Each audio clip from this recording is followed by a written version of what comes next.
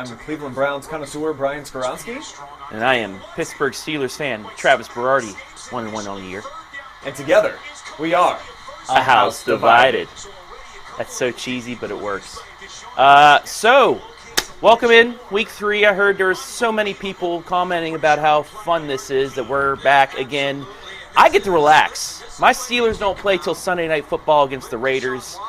Although this guy right here, his Brownies are playing right now against the Titans. And 3 plays in, though. How about Deshaun Watson throwing 2 guys off on the deck?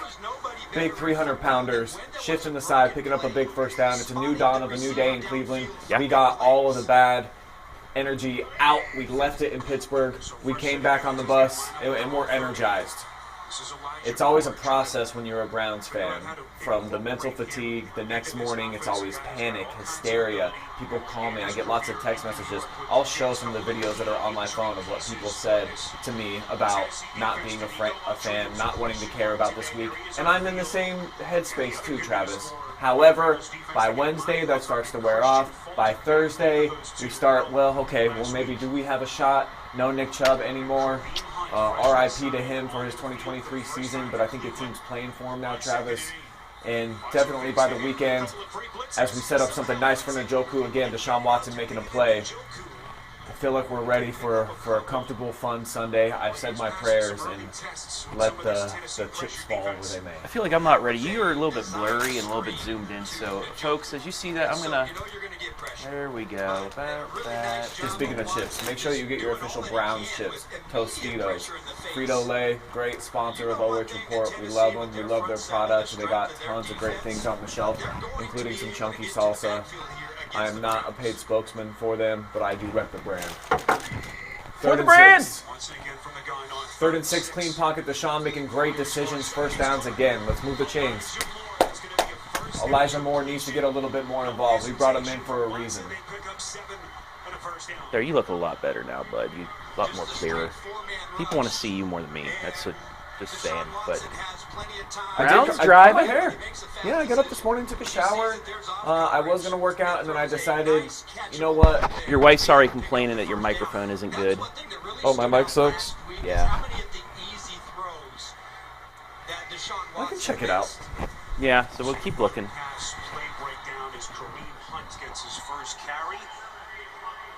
You have both on, is there one on internal, maybe? Is that why? Are you echoing? My microphone should be good. You got levels, at least. We got levels, people. We got it. And we got Kareem Hunt back on the Browns. I think that's exciting for us. My favorite prop bet that I saw on all of the different betting apps today was Kareem Hunt over 16.5 yards. Flea flicker. A quadruple flea flicker. Set it up for more. Dude, he's got screen. 5 blockers out in space. Ooh. Looked like it probably should have went bigger, but still 16 yards. The creativity, Kevin Stefanski coming off a long night of sleep. I know comfortably in those PJs last night he was cuddled up, and just all these fun little thoughts bouncing through his head of a great week of practice. Oh, I thought he was in South Bend calling that jet sweep on 4th and 1 for Ohio State. Don't put him. I saw the memes out there. Hey, what a finish to that game. Worked out. What a finish to that game. We had 4 blockers on one player, and that guy ended up making the stop. Jory said Mike's much better. We got our long sleep, too, so we got in a little bit at the end to be rushed. I'm going to set up the other TV for Red Zone here in a second, but... I was in bed the earliest I've been in a long time last night. It was like my feet 12, were 15. killing me, man. I couldn't get to sleep because my legs and feet were killing me from all the moving them around and dancing at home. That was my homecoming date. That's right. You're never too old.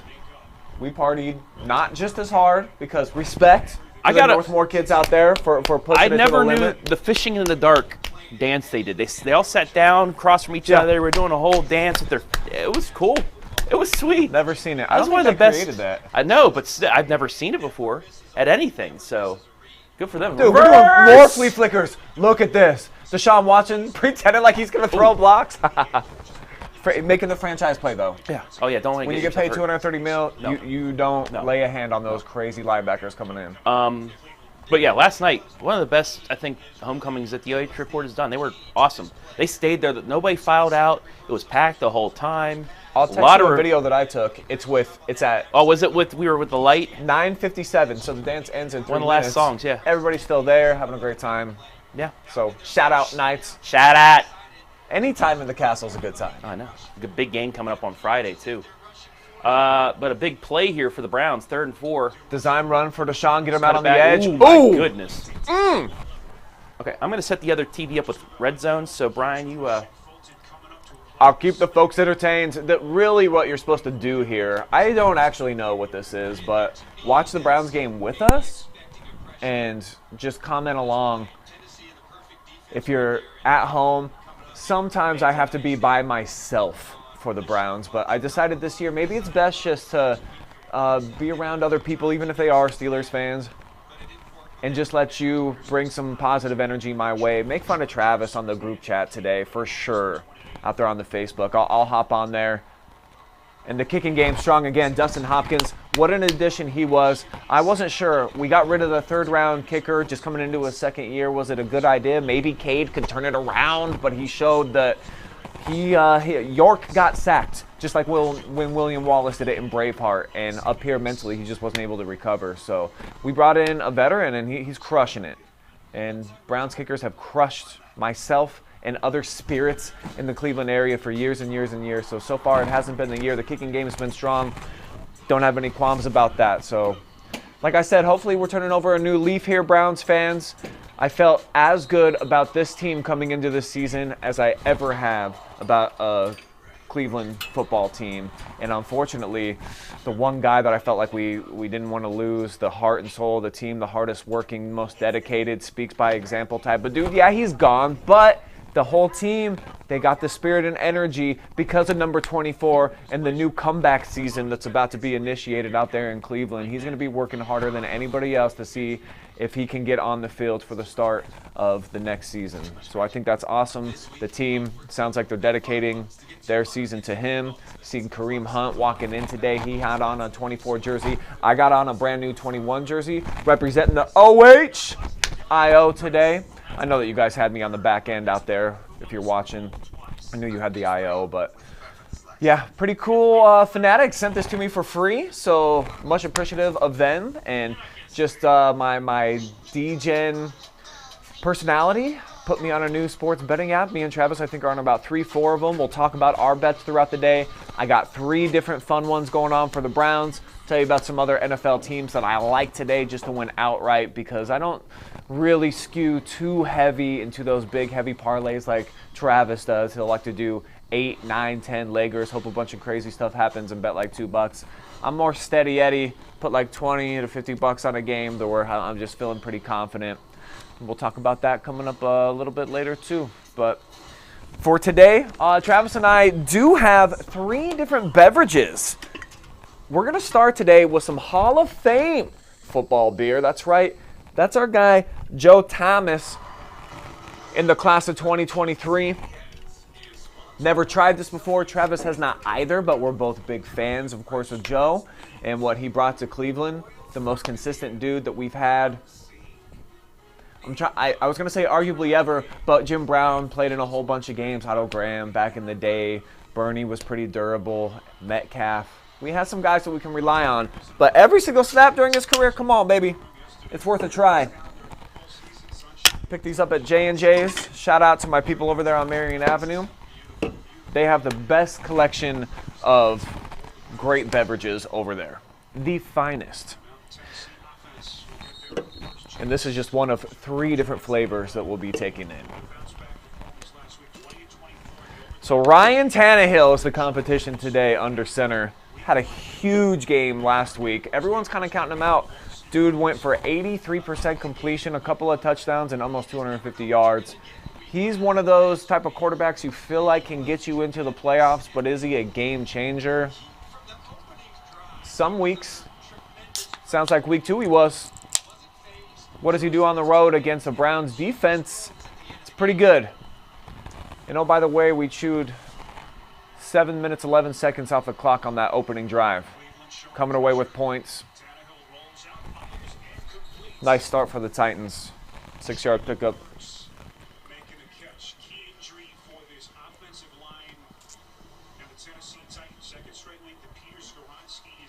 Oh, Peter Skowronski's out. I forgot to send out some love to my cousin. So they lose their offensive lineman. High draft pick, too. Us Skowronskis, we don't have a lot to brag about. That's definitely one.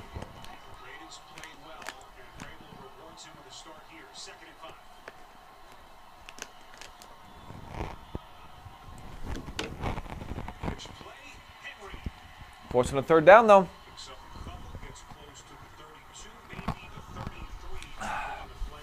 And I got to tell you guys, it's not easy hanging out with Travis just in general, but on a football Sunday when the Steelers are also on, acting like a team that makes the playoffs every single year has really been in a rocky patch. Makes me sick. So my real Cleveland sports fans out there, you guys know what it's like to be just a little bit different, cut from a cloth that not everybody can survive. We're like nuclear catastrophe fans. We somehow come out of the bunker every single week, check, make sure that the weather's okay. It's a little oppy outside. There's some damage, but we're always back, always cheering loud. And how about a 3-and-out to start things out for my Cleveland Browns? It's a great start. Headed into today's game, very calm, comfortable. Just felt like this was going to be a stress-free week for Browns fans. So far, off to a great start here. And I got a friend hanging out with me. Kind of got like the Zeke Elliott crop top going on, but this is my guy, Barky. Been in the family for a long time. You kick like a stone house. Ryan Stonehouse with a pretty good-looking punt. But the Browns getting the football right back after a beautiful drive. So, I'll tell you about some of my fun prop bets today. I definitely, in Cleveland, even though it's kind of built out of Detroit Motor City, we're a Ford family now, okay? We all got to come together on that and support Jerome Ford. So I got a fun prop bet. He's got to get more than 50 rush yards today, got to get more than 16 receiving yards, and score a touchdown. That pays out 6-1 on my money. I also went with Kareem Hunt over 16.5 yards today. I said that was my favorite prop bet. I parlayed that with the Browns win. Got a couple of ducats on that. Pays out 167. We'd love to get that. A few of the teams that I really like. Dolphins -6. Really like the Ravens today. It pains me to say it, and I will not be cheering for them. I'd much rather lose money and have the Ravens take a big fat L when it matters. But I think they're a safe bet. Also got Kirk Cousins going for more than 300 pass yards. G-Man would appreciate that one, even though he's probably not too excited about that 0-2 start. We got to get him to call on. Kirk Cousins has 6 touchdowns, no interceptions in his first 3. He is on pace for the most touchdowns, the most passing yards, and I think completion percentage in the history of the NFL. Kid's killing it so far. The Vikings just don't have a team just through 2 weeks right now that's put them at the top of the conference. Well, they had they just turned the ball. They fumbled the ball too much in week 1 against the Bucs, and then they played the defending NFC champs, another Super Bowl favorite. Still covered, but lost to Philly last week on Thursday Night Football. Rooting for a Bijan Robinson touchdown today. Kid's getting hot. And then I also like the Patriots straight up against the Jets. They were showing a whole montage earlier of how long it's been since the Jets beat the Patriots. It's been a while. My goodness, it's been a long time. It's been a while. Like Tom Brady's gone on and won Super Bowls, not just with the Patriots, but also with another team. He's since retired, not once, but 2 times. So that's why I like history in that matchup. Zach Wilson doesn't seem to be impressing nobody. Bill Belichick, GOAT. That's fair to say. GOAT. Yeah. I don't think you're not going to get an argument. If hate him or love him. It's kind of like, Well, I think we hate him. Nick Chubb. Are there people out there that hate love? Him, it's like Tom Brady. Hate him or love him, you still respect them. You got to respect. It's like Tom Brady. Hate Brady, love Brady, you still got to respect the game. Dolphins already up 7-0, about to make it more. And that was my favorite bet of the week just because it's got that Bronco factor, where just the fans, they're nauseating. Just the worst fair weather fans of all time. You were talking about the Joe Thomas beer earlier. Oh, Bills with a pick. Yeah, let's take our Well, I said there's some players that, even though I'll just go right out of the can right there, that even though you're your rival, you still got to respect their game. Joe Thomas is one of those guys, the Iron Man of the Browns. I mean, it's a Kolsch, is what it's called. Oh, that's good. It's very smooth, drinkable. Yes. And made by Great Lakes Brewing Company. Shout out. Local. Jerome Ford, no room to work with. Should have been stopped for a 3-yard loss. The fact that he got back to the line of scrimmage, impressive. And then I'm not sure what number 2 by the Titans is doing. Did you catch that at the end of the replay? I did not. He did one of these. I did not. Like he was wearing some fairy wings, like laying on his bed going to sleep or something. I don't know. Houston. You don't have a problem right now. Up 7-0 on Jacksonville. C.J. Stroud. 3 of 4 starting off the day hot. Any hockey fans? Preseason's beginning. Go Pens.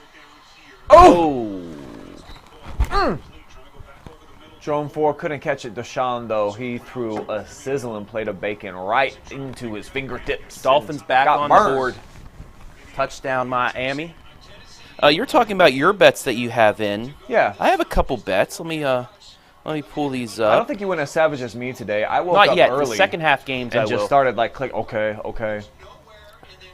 Oh, that could have definitely been a first down.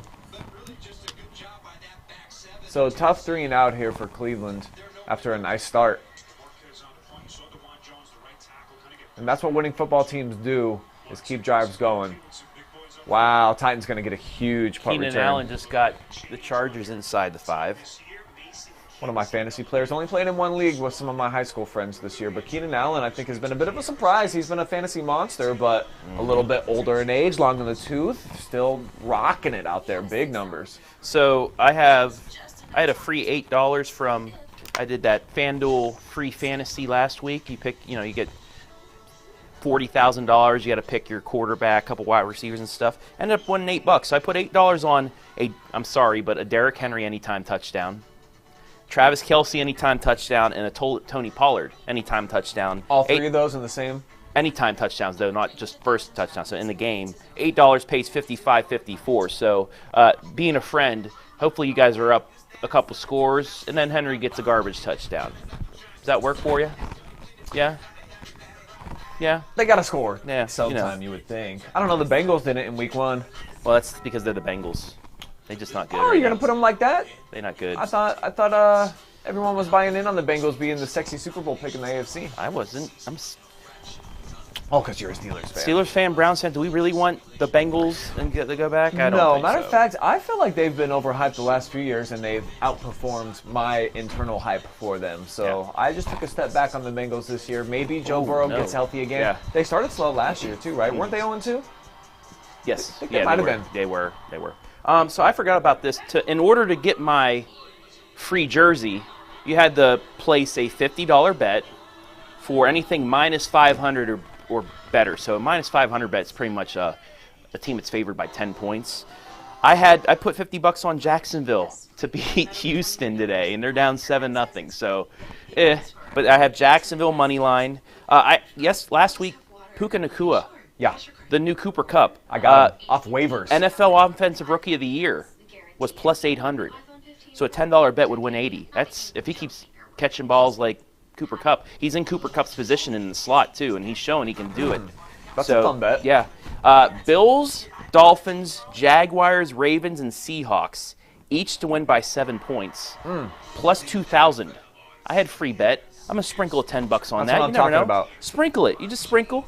It's not my money. It's Fanatics' money because this guy got in. And then the one bet I got in right before we went on, Dawson Knox, anytime touchdown score for the Bills.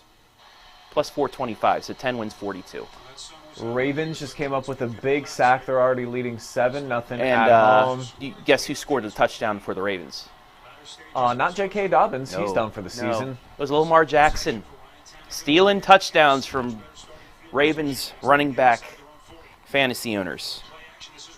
Oh, Jimmy Graham is still alive in the NFL. oh, alive and well, my Yeah. friend. Touchdown catch.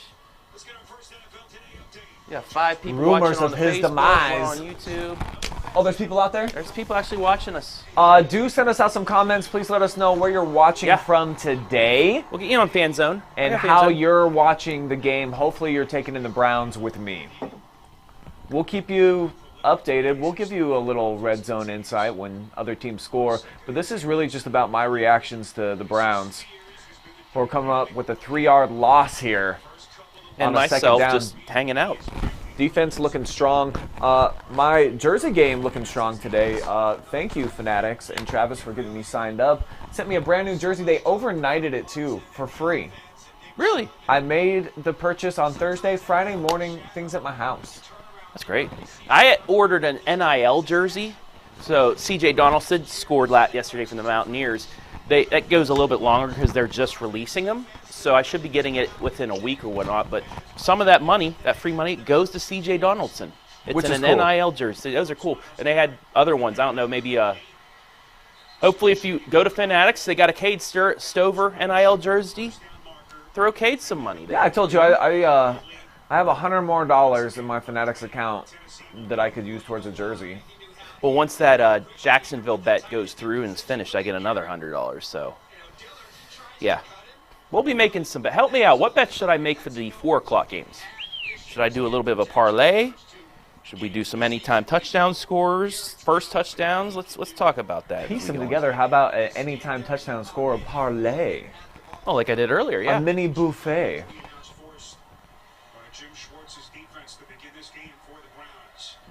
Speaking of buffet, I watched back-to-back episodes of Friends with my wife a couple of days Great ago. show. Phoebe buffet. As far as the 6 key characters in the show, where is she in your hierarchy She's of the best quirkiest. Friends She's like that characters? She's got to be right up there. I'm a big Chandler Bing guy. A lot of people say I remind them of Chandler Bing. I smile like Chandler Bing and dance like him. Chandler B1, I got Joey 2 and Phoebe. They're my top 3 right there. Chandler 1, Joey, Phoebe, mix and match. They're those guys. Those are those friends that are extremely loyal. They're quirky, kind of like me, but extremely loyal, and you can rely on them. Love those 2. Joey, I think, might have to be the top pick. Oh. The episode when Joey finds out that Monica and Chandler are together. Yes. Great show. Such a great show. Got a lot of great moments. Well, Phoebe, her grandmother's cookie recipe. Nestle Tool House. Hey, you know what? I was thinking that she'd be a little bit further down my list, but she probably is top 3. I mean, Monica, back in the day, that was like prime Brian Skowronski crush for sure. Jennifer Aniston was number 2 on my friend's list of hotties. Yeah. Man, 20-something Courtney Cox. Ross, we were on a break. That was a running shtick for I don't know how many seasons. Still going today. Oh, yeah. I mean, in the show though. Yeah, I don't think they've done that show for a while. No, but it's still I don't know what it ended. Is it still on Netflix? I know they were thinking about taking it off, but it was one of the most watched things on there. We saw ours just on network TV. They had it's still Friends. There's like 3 or 4 channels that have it. Yeah. And we watched the 3 episodes in a row. Rachel's in the hospital having the baby. Oh yes. She accidentally thinks that Joey proposes to her, but it's really Ross's ring. It's this whole crazy situation, but she's a little bit drugged up. Shenanigans. Chandler and Monica decide they want to have a baby. They get caught trying to make one there at the hospital. The writing on that show really was fantastic. Yeah. I'm glad that I'm old enough to have remembered watching that like weekly when the new episodes would come out. How big of a thing on NBC was it the week leading up to the final episode? That and Seinfeld was too. Bigger. Seinfeld, and there was like specials and there was commercials so every much 5 hype minutes. About that Seinfeld. We recorded it on a VHS tape. Still have it? Oh, I'm sure my mom does. Probably worth some money. Probably not. I don't think people care much about VHS tapes. I think they're actually pretty monetaryless. Is any VHS worth anything? I don't know. Everything's on YouTube. Well, there's collectors, though. If you have the box and the tape still in good condition. No, I'm saying like, it was live. Recording, and then back in the day, you had to be smart enough to be able to program your VCR to kick on, and then record the channel. There's probably and then some the channel diehard had to be on. There's probably some diehard Friends fans that would probably give you like $30 for it. Well, it's Seinfeld. And Seinfeld, both. I'm trying to crop stuff for our interviews, but yeah. Coop! Thought about having him anytime touchdown. He's very reliable for Cleveland. He's the one dude on my team that I have 1,000,000% confidence in outside of Nick Chubb, who, of course, I wonder when we can even get him at the games. Like, how long does that take before Nick's healthy enough to be crutching around on the sideline? Well, you got good news. You got good news with it was just an MCL, and there might be a little bit of an injury to the ACL. When they go in for surgery, they're going to see if they need to repair it, but that was amazing news for you guys because that was one of the most gruesome.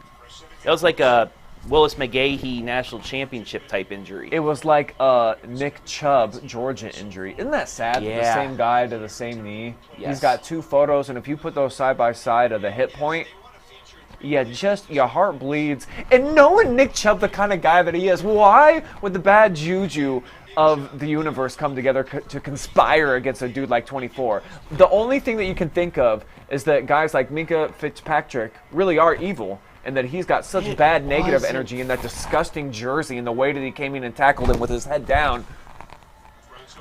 Sick. This is what I don't like. I don't like how corners and defensive... This is what I don't like, the Browns fumbling. Wow. I don't like how corners and defensive backs, the way they tackle is they fall in front of the offensive player. They don't go for a tackle. You see this all the time. And it was what caused the injury.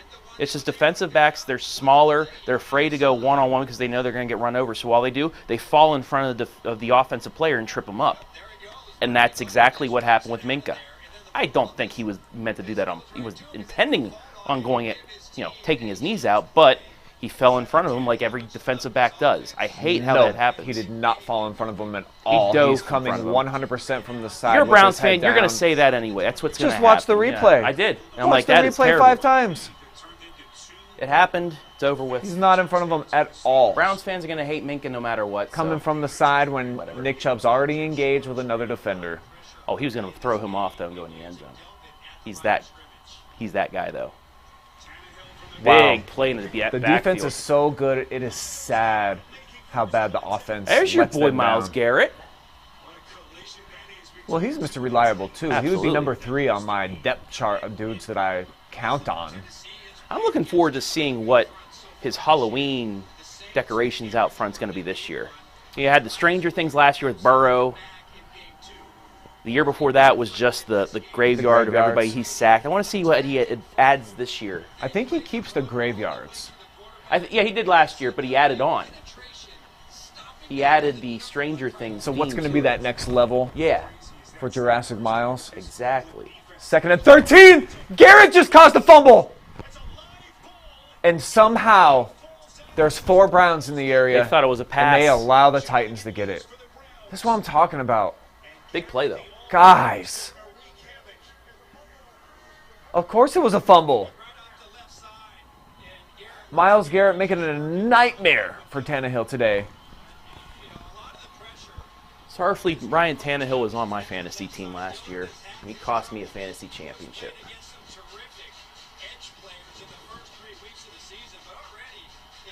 End of the first quarter. Browns up 3-0.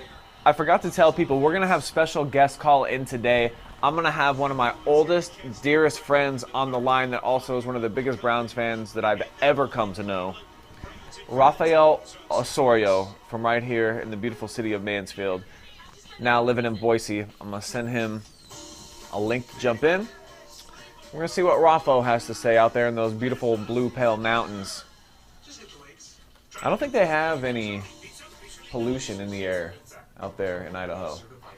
There's not a lot in Idaho. Beautiful land, though. Very beautiful land. It's not a lot but crazy people. Wait till you meet this dude. Whoa. How do I even find this? See 4 of you watching on Facebook right now, including probably Jory Hollenbeck. Hi, Jory. Just trying to keep an eye on me, too. Oh, speaking of how, your daughter, first ever homecoming dance last night. How'd it go? I know you and I were at our own homecoming dance, but I know in the back of your mind you're probably thinking about it. When I arrived home, she was there with her date as the Bills are getting into the end zone with Davis, Gabe Davis, making it 10-0. Not Dawson Knox yet, but all right. It's not easy being a dad No. when your daughter's wearing sparkle dresses and putting on 7 different kinds of perfumes and saying 5 hours before her event that she needs time to get ready. I asked her to do something at like 1 o'clock you were telling in the me about afternoon. this. She's like, Dad, I don't have time for that. She already looked dolled up to me. I thought she was just going to slide into a dress. Whoa. Little did I know. Is that the case at all? I mean, she wanted to look good the first time for her date. Is that her boyfriend? You got that boyfriend worries too, I Brian? don't know if they're boyfriend, girlfriend. That was their first official date, so they can't be. Oh. I'm not going to allow my daughter to be in a relationship where she's gone on a first date. Yeah, that's weird. Your first date is homecoming. I don't know what to think Now, about they that. hung out Oh, they've hung out, okay. at school many times. Okay. He's been by my house. Yeah, how's that? Very short. I don't know if this young man is ready to deal with me for longer than 5 minutes. He might be asked too many questions that he doesn't want to answer. Well, we have somebody that wants to answer questions right now. Brian, it's your boy. Oh, it's my boy Rafa. What's going on, big dog?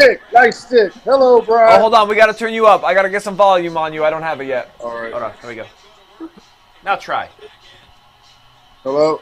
Hey, Hello. what's up? How you doing? What's up from Boise, Idaho? My guy, this is great to have you on board here. I see you breaking your neck looking up at the TV. What kind of situation you got for the Browns game? Man, dude, you're asking the wrong guy, man. I'm a jaded fan. I've been a fan Well, I for just mean with years. your setup. Where's your TV at? Looks like you're looking way up in the this sky. setup. Oh, my okay. bad. Is that better? There we go. And then So- I also have this. I got this set up in here too. Turn right on. Oh, look at that. Yes, sir. That's what That's nice. a man cave should look like. And this is what I was talking about. Like, you want to talk about dedication to a program, to an organization, to a franchise. He's got baby jerseys on the wall in pink. Brian Sipe, our all-time single-season passing leader. I don't think a lot of people know that. The Metcalf. He's rocking the Denzel Ward today. Look at all these luminaries. He got the Mansfield T.Y. Tiger jersey on the wall. LeBron represent Cleveland through and through. Dig it a Yeah, lot. baby. Joe Hayden. Yep, that's the man cave, man. Awesome, man. So, Well, we all watched right, it in the Waffo, front. let's explain to Travis, like, our whole week as a Browns fan. So after a typical Sunday, or in this last week case, Monday, the following day, just what it's like for us, and then how we have to get ready for the week. Because we start on very upset grounds. We're not happy with our team. You called me this week early. We had to talk about that Steelers loss instantly. Just fill him in. Steelers fans, I don't think, understand the full process of being a Browns fan. Well, because they're winners, and all we are is perennial losers because of those guys. It's you wake up, and you don't even want to wake up. You just I don't. get up. You're sad. You start your car. You're sad. You don't listen to sports. You try to find a playlist that you enjoy. Call your wife for support, and she's just as sad as you are. And it's a rough life. I said not till Wednesday when you start feeling right again. Yeah.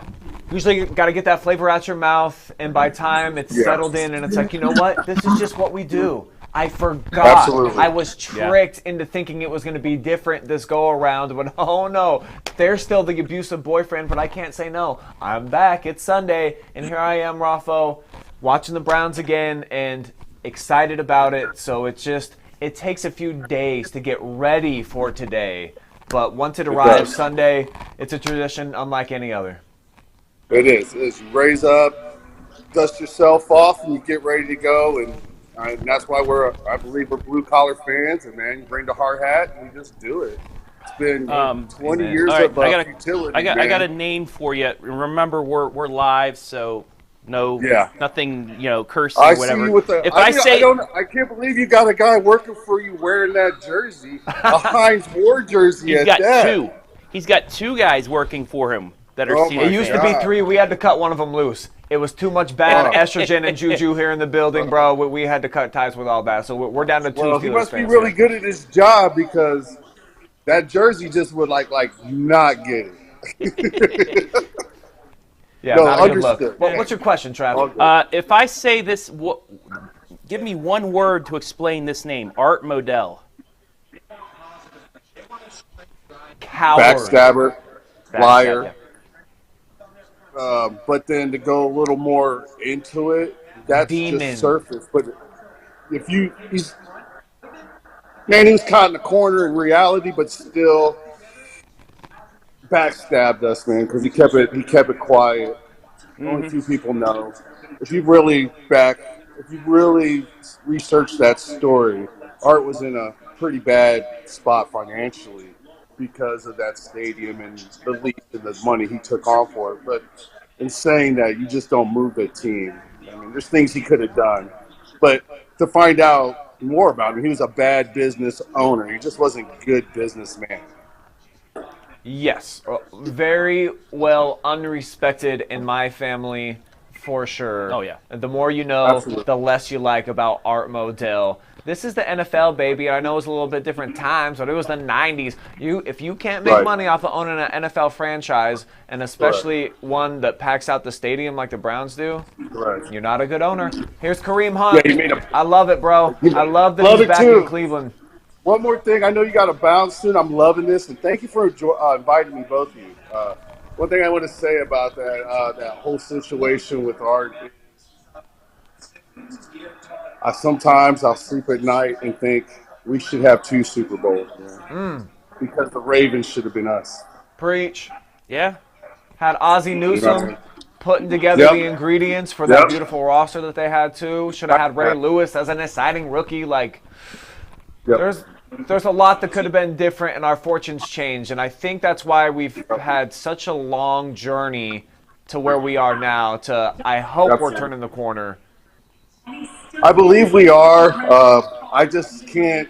I'll never understand the Three Rivers, wherever Heinz Field toilet bowl thing over there, and how things just.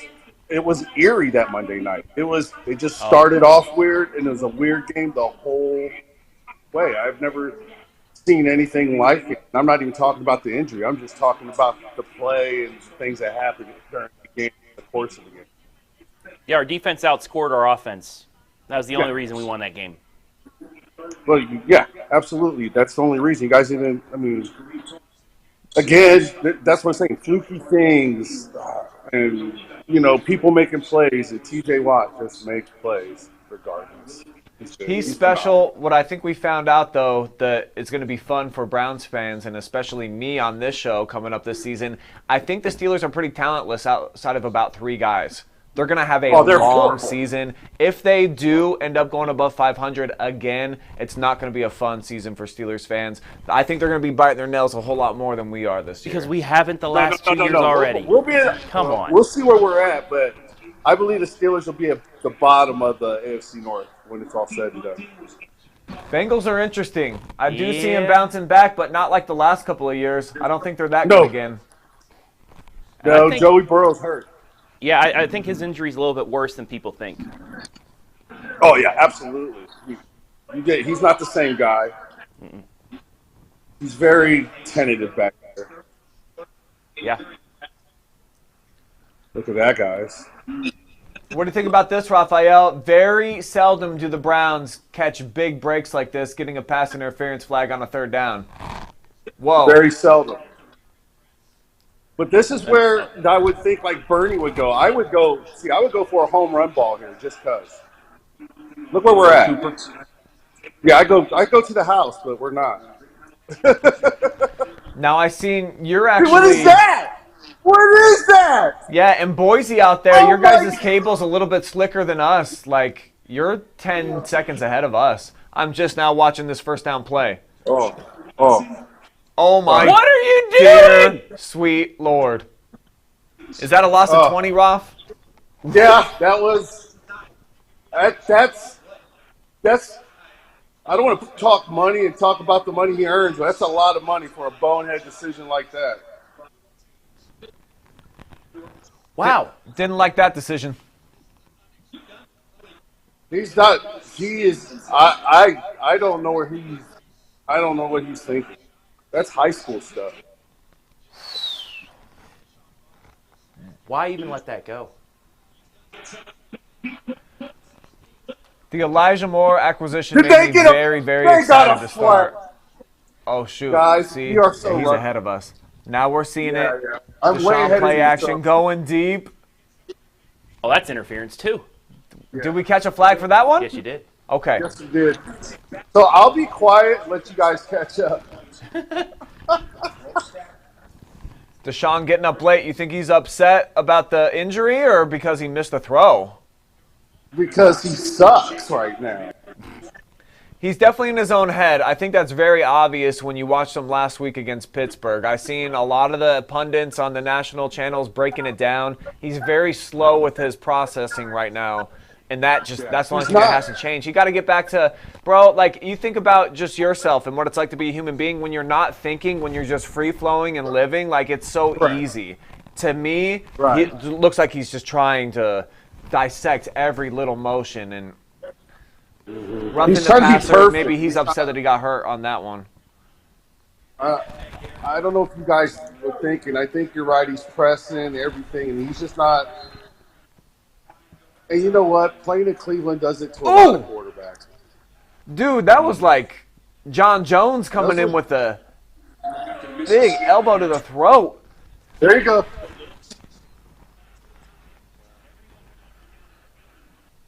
Hey, what do you guys think about our field goal kicker situation? That settled down. That was good.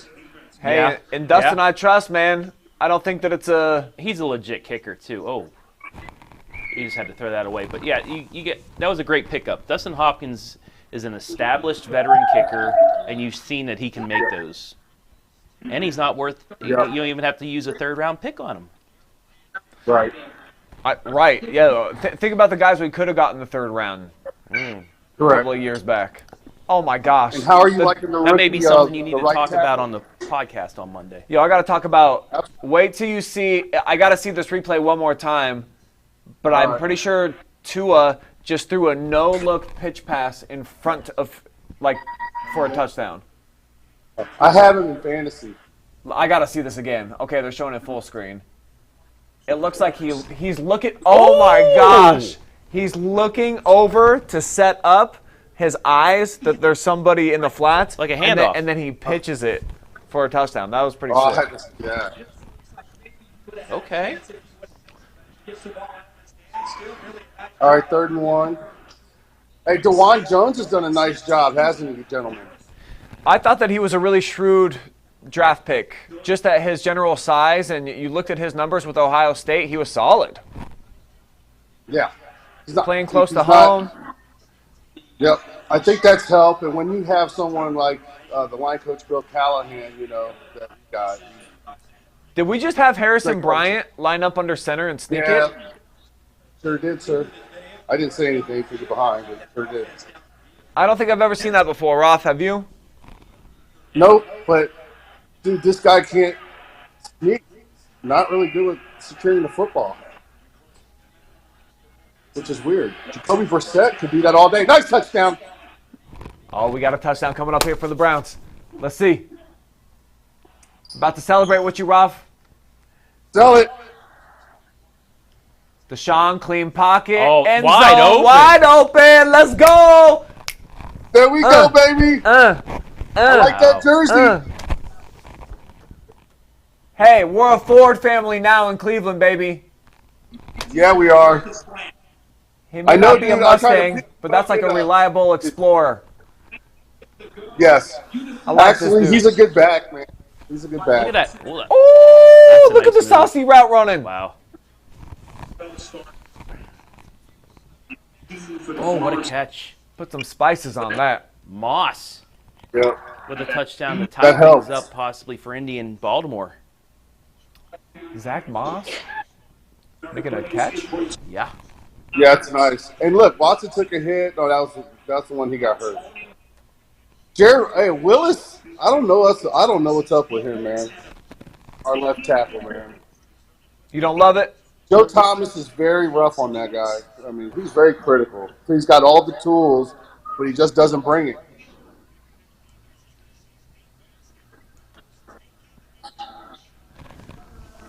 I love that throw by Deshaun, man. He looks pretty poised so far today. Mm-hmm. This is what we've been expecting, right, Raphael? I mean, when we brought him in, you see those 2020 numbers for Deshaun Watson, and he's a top 3 quarterback, and he's been anything but that so far. Like, this is just, can we just get to some normal Deshaun Watson play? So far, so good. Yes, he's been way subpar. I'm glad that we have a glimpse of this, but what we need is consistency. Am I correct? Yeah, show it to me again in the second half. I think he's getting comfortable. I wonder, too, you see sometimes with teams, Nick Chubb now out of the lineup. Does Deshaun feel like he has to do a little bit more and then extra preparation? Who knows? Like, we'll have an extra night where he watches film, won't have that glass of wine, just thinking like, I need to do more, be Superman for this team. I hope. I don't know what he does. You're right. He probably may have to do more stuff. I don't know. I can announce what I've seen. All I've seen is jitters. I see deer in the headlights in his eyes last week. But what I did notice is against Cincinnati, whenever he got popped and threw that Jones on the right sideline. Well, he gets popped here, he goes deep, and then he hits forward. So maybe there's something to that. He needs to get hit real hard, and then now he's ready to play. Some of us are masochists, Raphael. I kind of like getting slapped around a little bit, if I'm being honest. It wakes me up. It puts me in a different kind of primal zone. So, right. Maybe it takes something like that to get going. Because that's what I just thought about. It's like, dude, last time I saw him do something like that was when he got popped real hard against Cincinnati, when he got T-boned. That's an observation. We'll see.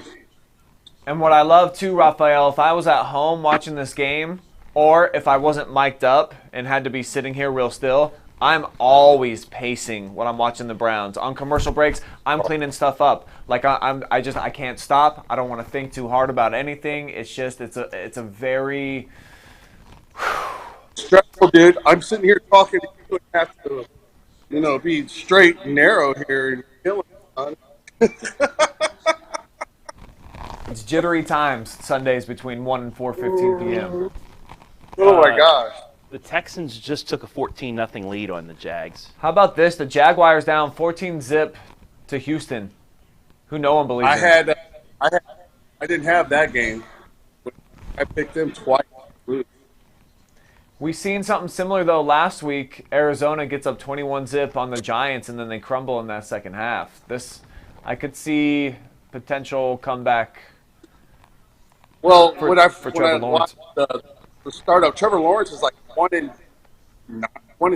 or something against the Texans. He sucks against them. I didn't know that. Just teams. It's just, isn't that weird how teams just can't beat a team no matter what? Just like us and the Steelers at their spot, right? Jets and the Patriots. Yeah. Notre Dame and Ohio State. Houston, Put them in there. 1936. Oh, D-Hop. Bro, what a game last night. Oh, dude. I was hyped. I had to go back and watch.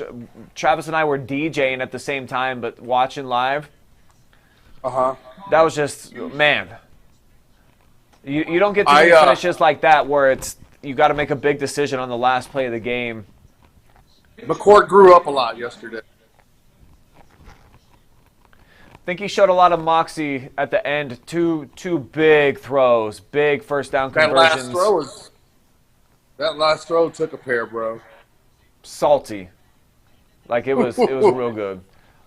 Real quick, Ford scored a touchdown. Our buddy Josh Ford's watching right now. He's in our football chat, sending pictures and stuff. Actually, of me trying to find a GIF for Kirk Cousins and his passing touchdown for my fantasy team. Hey, can you tell Travis that it's a GIF and not a GIF? That it's GIF, therefore it's GIF. I love saying that. Help him. GIF. He's lost. I'm a big peanut butter fan. Come on. And wow, now the Ravens are fumbling, and the Colts, who I got as my stone cold loser of the week, they're about to take the lead. Are you serious? Tied up 7-7 in that one. I could watch a bunch of games at once, but not during the Browns game. Guys, I've seen the ticker now. Definitely pay attention to the game. I can look at the ticker with them. I'm stressed out.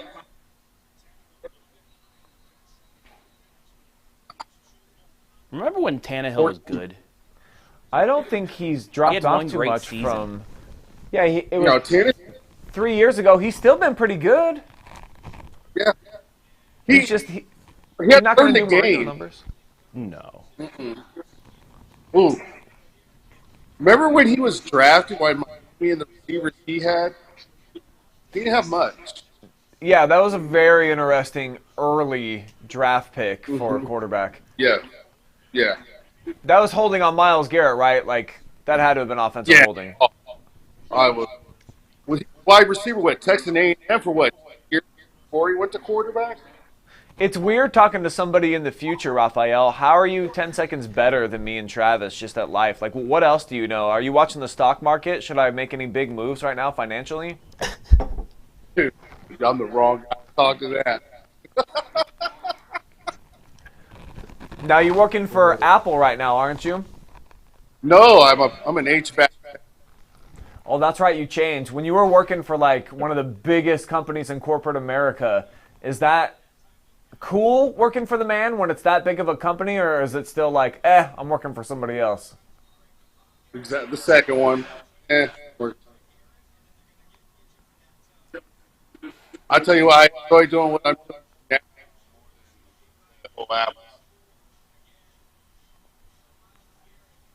You cut out on us. You'll have to repeat that. What did you say? Besides working for Apple, I'm really enjoying what I'm doing now. I'm not a big work from home person. Now, there's been some rumors and some chatter going on in some text messages that you probably would rather work for OH Report and just come out here and call some football, basketball games and join us on every Brown Sunday. Is that fair to say? It's not a lie. It's not a lie. No lies detected here. Yeah, there's no lie to that. There was. Well, we'd love to try to make that happen, of course. It's a little ways away from you. It's not just a hop, skip, and a jump to come into the office down here. You're about a 50-hour drive, so we'd have to work on that. Yeah, that's a bucket list. You know, we already talked before. But if everything's things I've aligned and wife's all aligned with it, deal with it, and things aligned, stars aligned, lottery be the AOH report, that would be pretty cool. It wouldn't even be working. It isn't. It's not working. No, right? No. Yeah, it's not. It's like a hobby. Well, let Travis speak for himself. Drinking Joe Thomas brew and watching the Browns. I mean, this is a little bit of work. Football. All right. Oh, drinking beer? I can drink beer. What? You're not sipping on anything today? Well, yeah. Oh, yeah, it was, but because I was talking to you guys, I didn't pick up this beautiful, nice cold brewed Modelo. That used to be my Sunday drink of choice all the time. Shout out to my boy Felipe getting me hooked on that. Oh, a late flag comes in on Emerson. That's gross. That Shout out to Flip. Looked like pretty decent coverage there. I'm gonna have to see this replay. I think it's on. I would give it to Trayvon Burks, not him. That's what it seems like. The defenders, they always get exactly. Yeah, he's kind of pushing down on him. Mhm.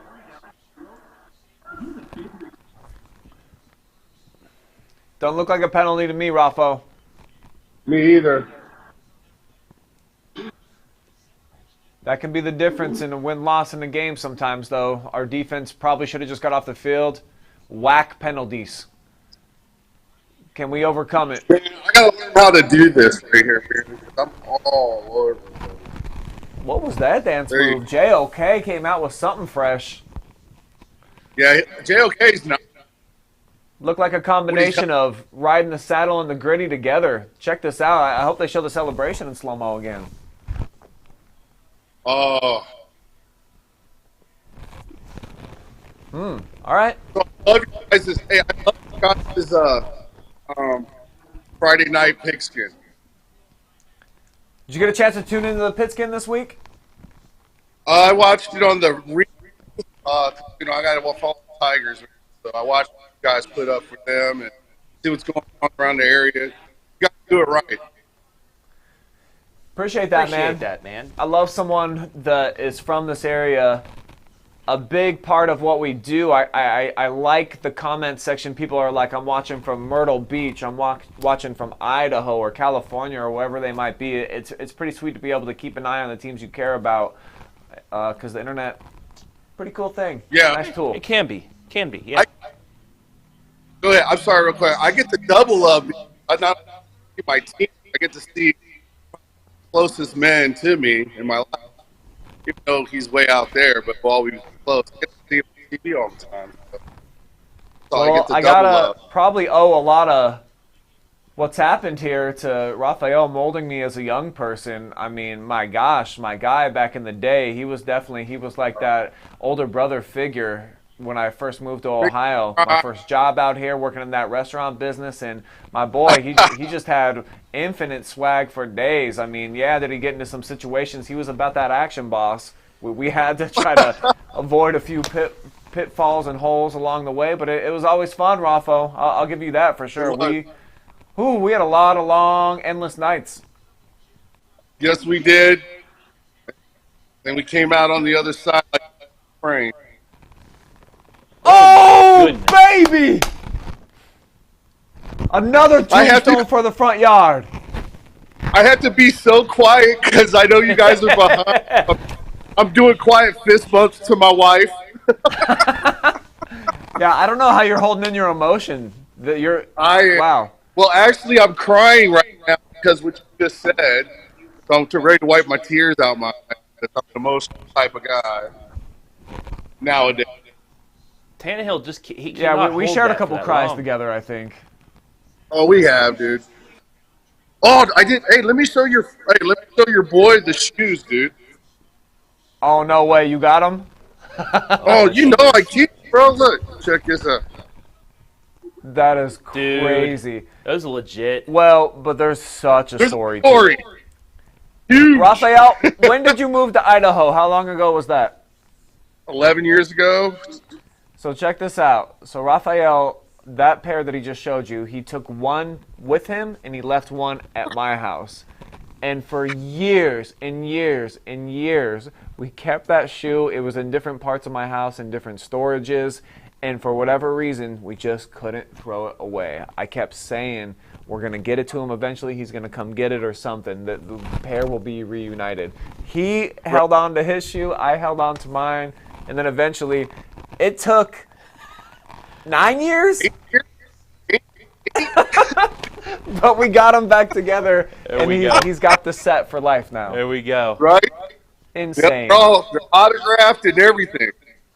That's dedication for sure. That's friendship in a nutshell, buddy. You got that Browns TY Tiger orange. Oh, For sure. dude. Huge Tiger fan, man. I never got to play. Always played behind the guys, man. We had. Well, you heard about what? Oh yeah, you heard about what everybody voted. That was the Browns game of the week. The Tiger Lexington Mansfield game. Senior. Oh, that. Yeah, so I saw the that. Browns, And they got the Browns 45 youth PR people came. It was covered on their socials. And since they won, I think at halftime actually, Amar Davis, their wide receiver, is going to get a $2,500 check on the field at halftime. Sure. That's awesome. I'm glad the Browns did that. I'm glad they won. Put a little skin in the game, for both those squads and see what you got. Choki's done such a great job out there. I mean, he's got to be one of the longest tenured head coaches in that division. He is the longest tenured coach in Richland County. 14 years, I think. Yeah. Oh, I'm sorry. Yeah. He's second on that list. I think Scott Spittler's got him by a year. Yeah. But he's right there. Or I might have those two reversed, but I know those guys are two of the most established coaches in the area. They've been the old hats around here. Job with those guys, man. And are you same year graduating class as Choki, or are you the year before? No, I graduated in 19. So it's been Jamal Hawkins, Carrick Frank. I think we had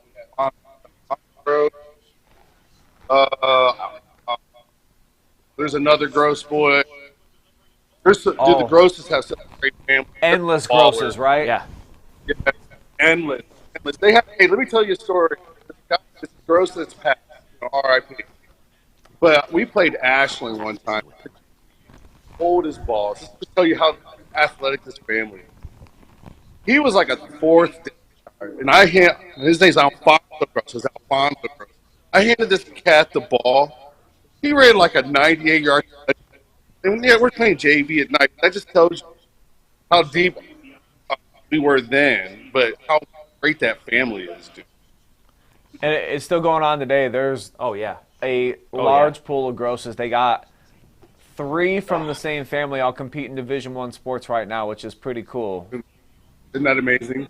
Ohio, Michigan State. Minnesota. Yeah. Minnesota, right? Oh! Well, Angelo is at Charlotte, right? Go, baby, go! What? Go! He can't hold it in. Here we go. Oh, man. Now the expectation for this play. Play action. Deshaun going deep. Amari, how'd he catch it? Is he real? Was he out of? No, he wasn't out of bounds. Oh, they're saying he was out. But how did he catch that? But he took it to the crib. They can review it. Since he scored, if he stayed in, it's a touchdown. Oh, he's in. Let's challenge that. What are you talking about? He's not even close to out. That's a touchdown because he finished the play. The replay that we're seeing, he's not anywhere near close. Nope. That's a touchdown. There's Deshaun Watson. Maybe there's something to that. Dude, he's got to get smacked.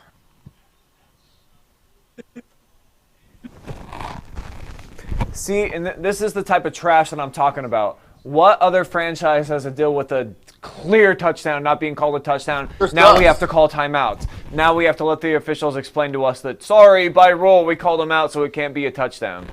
Well, you get your timeout back if you win it, though. And look at a Steelers fan talking to me like I should be happy about getting my timeout back. Yeah, dude, so this you doesn't don't want it to be overturned and back. Then come on, man. I know you overreact a little bit about this Browns. It's a touchdown. I don't need the timeout. I need the clear touchdown. It is a touchdown. Well, it should have been called right. Get the timeout. Yeah, he's right in front of it too. I don't understand what's he looking at. Like, it's not even close. His feet were 3 feet in bounds. It's not right even in front of the close. Guy. Yeah, that's. And why aren't you challenging? There's nothing to challenge. I just explained to him. This is what I'm saying. Yeah. Steelers fans don't understand. Can't challenge something in a place called dead. There's no such thing. Yeah.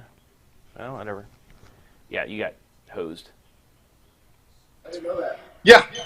Beep! Oh, There's only one team in any sport I know that happens to. Never heard about this for anybody else. Yeah. Oh, he stepped out, but he's not out. It only happens to I thought you Cleveland. threw the challenge flag with the timeout. You're not allowed to challenge it. That's stupid. Yeah. No.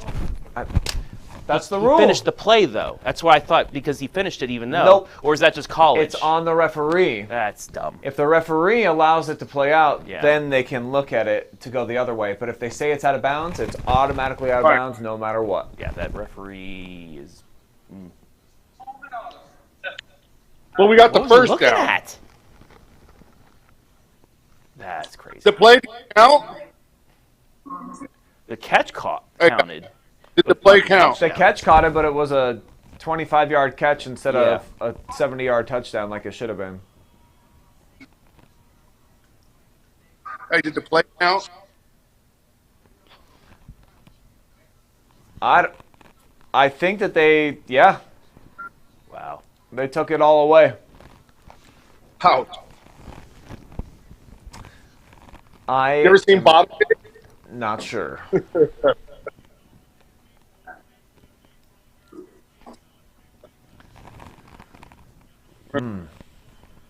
Only in Cleveland.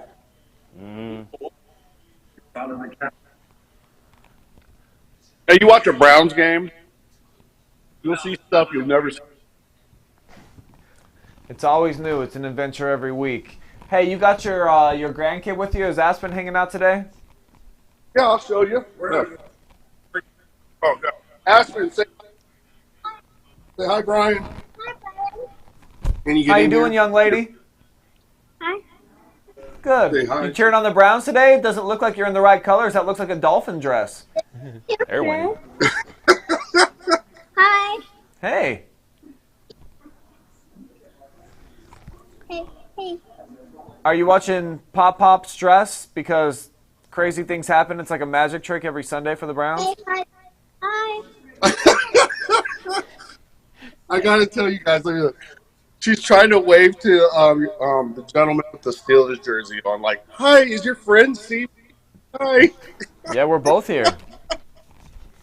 Yeah, dude. So here we go. Oh, See, this is big for your boy now. Can he There you go. overcome adversity? Which should have been a touchdown. Yes. really badly missed call.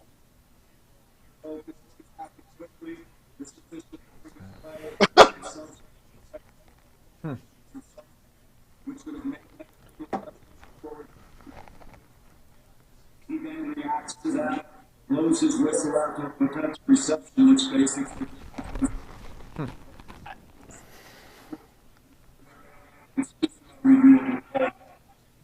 That's I,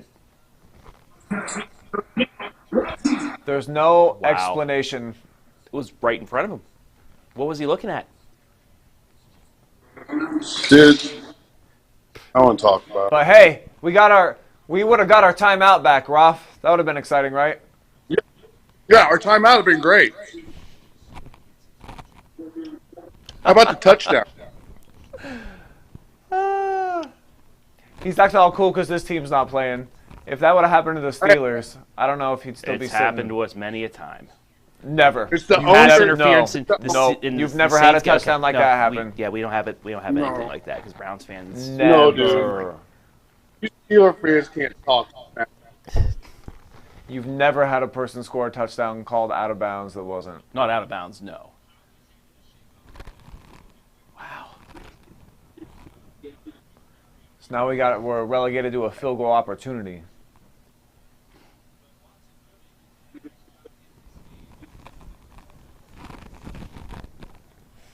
You think our D is really, really good?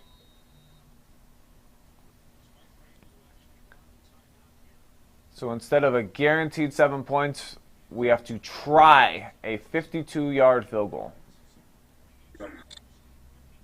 Looks good. I like him. I think I'm going to like him too. All right, you two. I want to get out because Brian, I start cooking meat. Oh, Raphael, I appreciate everything you've done for me in terms of support my whole life. I know the meat's going to be top notch. You're one of the best Hey, hold on. pure chefs I've ever seen out there. Wait. You going to show me? Look. Yeah, I'm gonna show you. What's You up, guys Christy? feel How free you to- doing, Miss Osorio? Good. How are you? I'm doing okay for now. My team's in front. This is a rarity on a Sunday, so I'm embellishing a little bit. I'm basking in the glow. It's nice. Yep. We can't wait for halftime to be over and get some more score in the second half. Yeah, that's right. That's right. Make sure your husband does some proper grilling for you here today on a Sunday. That's what he's best known for, man. Make sure that it's cooked proper to your liking, Christy, all right? I will. Thank you. For sure. Hey, Hey, love Rob, you thanks for guys. spending some time, man. Nice Love talking you. to you, man. Much love. See Yeah, you, buddy. pleasure. Thank you. Bye. We do have 2 more guests lined up for today. I am going to send off to have the head coach of the Ontario Warriors, the undefeated Ontario Warriors football team, join us. Coach Eckert. Big win on Friday night. Big win. I don't know if Aaron's a Browns fan or not, so we'll have to. Oh, you guys Get to can't. the He bottom can't of that. double up with you to get on me. Okay. If I don't he's know a what is Steelers he. fan, What it's I don't fine. know what. I don't know what. What? Who would he be rooting for? Well, Watch him be a Bengals fan. which is fine. Yeah, Yeah. I just don't know the answer. Yeah. All right, we've got Atomic Pumpkin or Oktoberfest for the next round. Sam Adams Oktoberfest. What do you want to dive into? I know this the Oktoberfest. Let's wait for last. I want to see what the other one. I haven't tried the other one before, so let's hit that one up. Real next. quick before we move on, this was the first That was one. good. The 73 Kolsch is what it's called, the Joe Thomas beer, made by Great Lakes Brewing Company, right here in the Buckeye State, of course, up by Cleveland. You think you've earned this beer? Try playing 10,363 consecutive snaps in the NFL. Big thank you to Joe. What would you rate it on a scale of 1 to 10? 7.5. I'm going to go with the 7.3. Okay. Yeah? Yeah, yeah. It's No, it's pretty good. tasty. It's good. It's not bad at all. Not bad at all.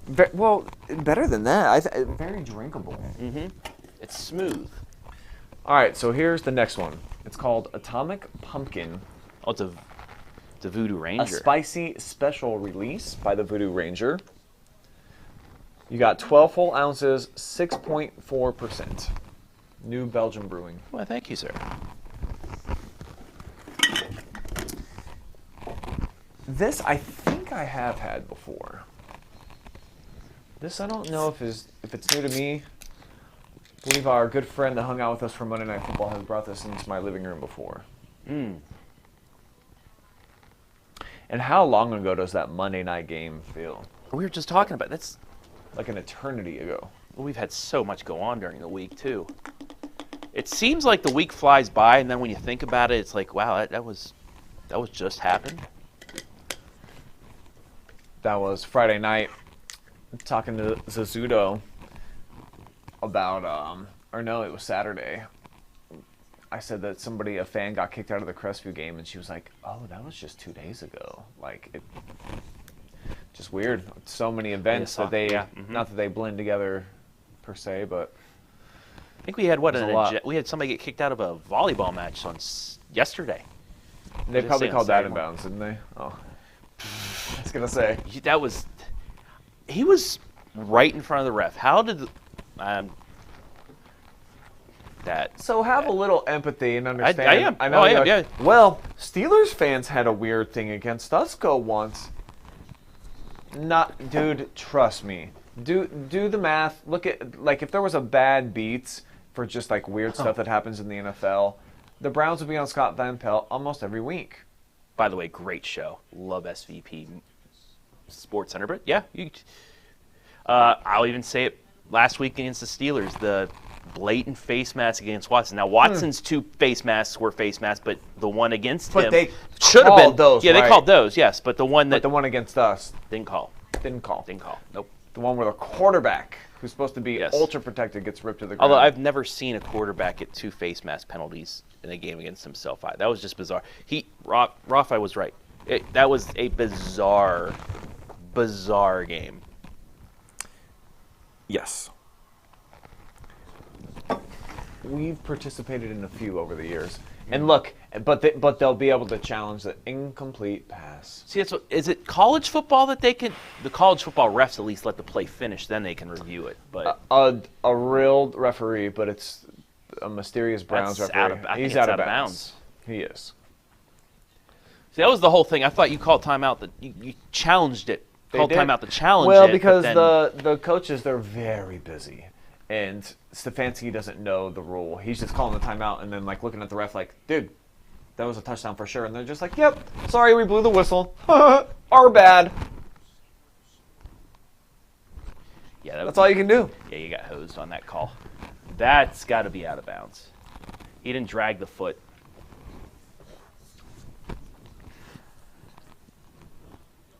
Oh, they're reviewing it. Yeah, that's not going to get overturned. I. But Gene Steratore, the expert, trying to convince himself that you can see just enough of the toe. If this was on turf, you'd see the little rubber pellets pop up. But I don't think it didn't look like he. What a miscarriage of justice if they call this in. Yeah. Yeah.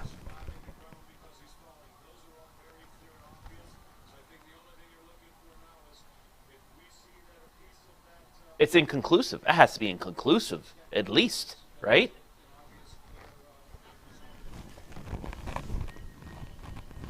They got it right. Yeah. I love how they bring in the expert. Well, yeah, it might have looked like it, but that is not Dude, conclusive evidence at dead. all. You don't see any little rut in the ground.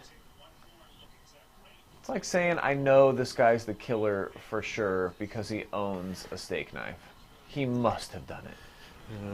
Don't we all own steak knives? Yeah. I've got an old gross set. I need to do better. Hey, if you clean it, though, it's Mr. Reliable, right? Yeah, they still cut. Yeah. They're jamming. Halftime, Indy has a 10-7 lead on the Ravens. AFC North fans rejoice. Broncos getting trashed. Love seeing it. You know who I recently discovered this week as a Bronco fan for no reason is Tim Kuhn, athletic director, Crestwood I found that out a couple Saturday mornings ago when I did a soccer match. He was. It was right before. Yeah, it was last Saturday. 2 Saturdays. I don't know when it was. Like, everything runs together at the OH report because we do so much. That time D-Hop, I think, did reel it in. Well, the referee saw that be in bounds. That's a different referee, though. That's a referee they can actually see. Wow. Tough to see that right foot from that angle, but I'm pretty sure he did tap it. One. Boink. Yep. Oh, yeah. Wow. It's D-Hop for you. He may be old, but hey, Mostert just scored. It is now 27-0. 27-10. Miami. Broncos fans taking their hats off right now, keeping their gear in the closet. Gotta give you guys that 3 points.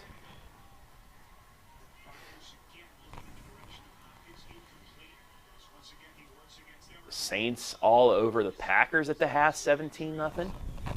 Big surprise. Saints actually going into I know it's only week 3, but they have the best defense in the NFL right now. I can confirm Mr. Aaron Eckert of the 6-0 Ontario Warriors football team will be calling in at 2:30. So about 7 minutes from now. Do have some dip. You want some chips and dip, my friend? Yeah, I'll wait until we get the Titans offense off the field. Mm-hmm. Vikings now with a 10-7 lead on the Chargers. And I think that we're getting some food either delivered down really? here or at 2:45, I'm told, Yeah.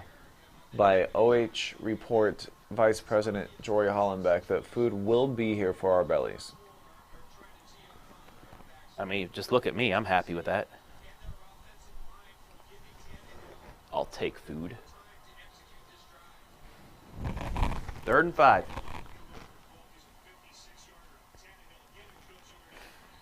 Nothing doing. So it'd be a very long field goal attempt if the Titans try.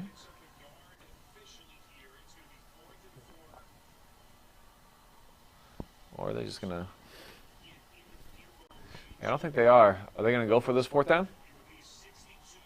It's a 62-yard attempt, I guess.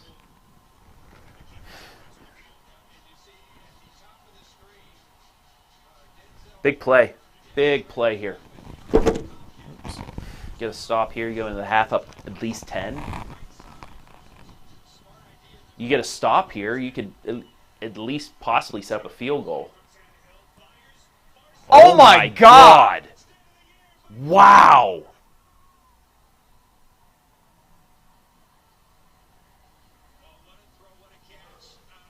So Tannehill's still got a throw in him. It wasn't. But Chris Moore kind of mossed his play. Great throw. Yeah, that's going to end up on some highlight reels.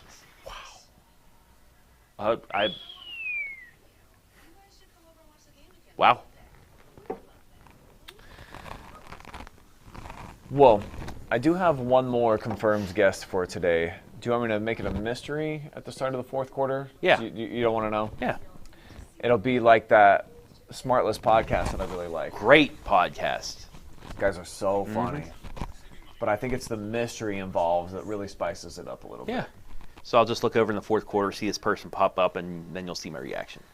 The only thing I'll tell you is we've already had one TY Tiger on the show today. We're going to have one more TY Tiger coming in to start the fourth quarter. It's your only hint. Current or former? I can't tell you that, Travis. But I can tell you that Tannehill's under pressure, throwing to the end zone, almost picked. Walker Jr. should have snagged that baby.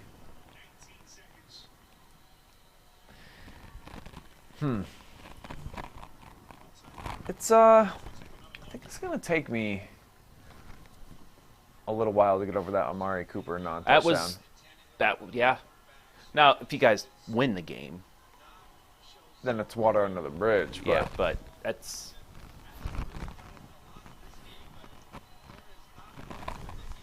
But sometimes it's just ridiculous things like that make the rules committee amend decisions. interesting play call there. I think the Browns defense is legit this year. Oh, they're good. They're good. Because we can line up and go man to man. Even without Greg Newsome, I'm pretty satisfied with, like, Thornhill and these guys. Delpit has been the highest rated safety in football the last couple of weeks. And I mean, other than a slant by George Pickens, which he just turned the afterburners on and scored, what was it, under 100 yards? Other than that play, you held the Steelers under 100 yards. Yeah, Pittsburgh had negative yards in the fourth quarter, but still outscored the Browns. TJ Watt, I mean, yeah, and Highsmith on the other side. So give me some reactions to Atomic Pumpkin by Voodoo Ranger. It's got a good pumpkin taste. It's supposed to be Not spicy as well. It's Are got a you little feeling that? spice. Yeah, it's got a little spice to it. Got that pumpkin aftertaste. Cinnamon and chilies combined. Yeah, I can taste the cinnamon. A spicy cinnamon, so yeah. It's solid. I mean, how many pumpkin beers have you had that were like, bleh, though? That I never bought again. Yeah. I mean, there's people have the formula down. I would say that as far as beers go, that I'm a pumpkin beer connoisseur. It's by far my favorite flavor and type. As we got a big third down in Miles And Garrett. Tannehill. Tannehill's got 2 graveyards. in the Not front only lawn did now. he tackle Tannehill, he tackled the lineman at the same time. And wow. That's all on Tannehill, too. You got to get that ball out to set up the field goal. Instead, that's the half. Look at the disgust on their head coach's face. You know, Mike Vrabel, Ohio kid, of course. Oh, yeah. Went to Ohio State. Yeah. I think he might be from a Cleveland suburb or like even like closer to Akron where my I'll look it dad's up. from. Look. I know he's very close. He's probably got a ton of family there, and that's why that look on his face, he was just like, my God. Yeah, I could see him playing for a program like Hoban or something growing up. Let's see. Put him on the map. You know who he was drafted by? It wasn't the Patriots? The Pittsburgh Steelers. Did not know. He's just a boy from Akron. Raphael's trying to call me now. Like, didn't we Didn't we talk enough on air? What?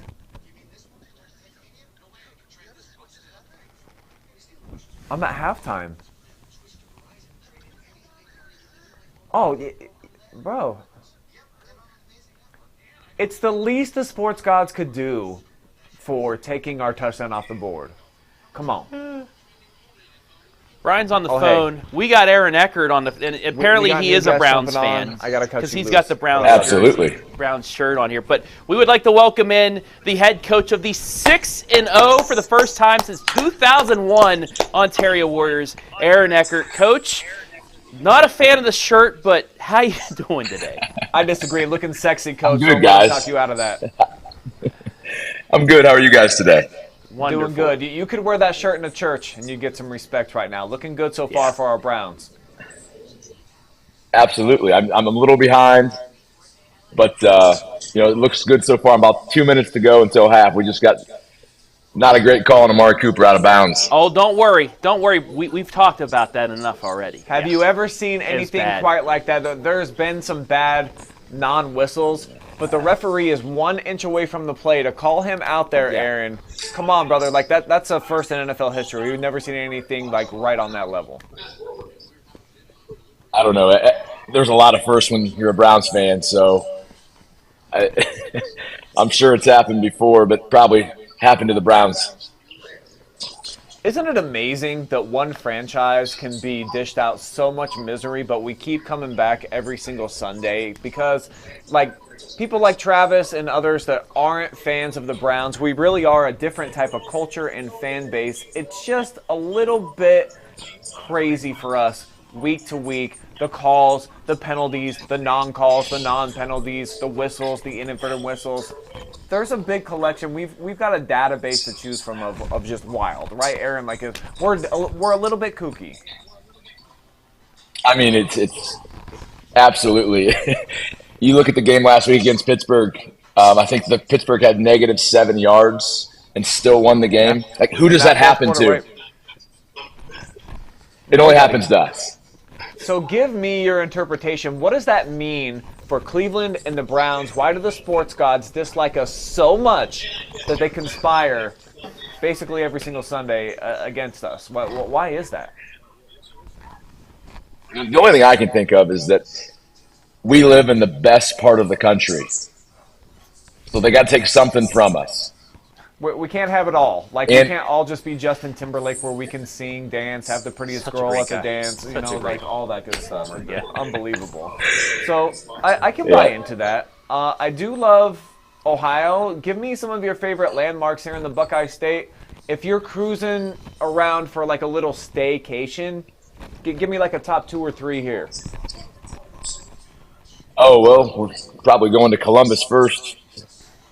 Good choice. Best staycation for me would probably be going to a Buckeyes game. So that's probably another reason why we get the Browns. We're spoiled on Saturdays, so we've got to come back down to earth on Sundays. I mean, that's not a I've bad been point. on record. If you look at, I was asked last year on Thanksgiving off the cuff, hey, tell me why it is that Browns fans buy into this misery, and I was just like, it's because we're so spoiled on Saturdays. I listen to the call-ins. I know how a lot of Ohio State natives and fans really feel it's just like a birthright to them to win each and every Saturday. So on Sundays, like you said, we can't have it all the time. It makes sense now. It makes sense now. What deal to the devil did you get to get that flag against Miami in the end zone in the national championship game? We're paying the price. To pay in the Cleveland. price for it now. Maybe. That could be true. Yeah. Hey, you got an natty, though. I mean, you got a couple natties, stuff like that. That was a fun championship. So you got the Braun. Braun got a title. We've had too. a couple of nice things, but when it comes to either Buckeyes football or Browns football, what really tugs at your heartstrings the most, Aaron? I'm a big college guy first and foremost. So I would, if I had to pick one, I'd roll with the Buckeyes. But I watch the Browns every week and usually ask myself afterwards, why did I just waste 3 hours of my life doing this?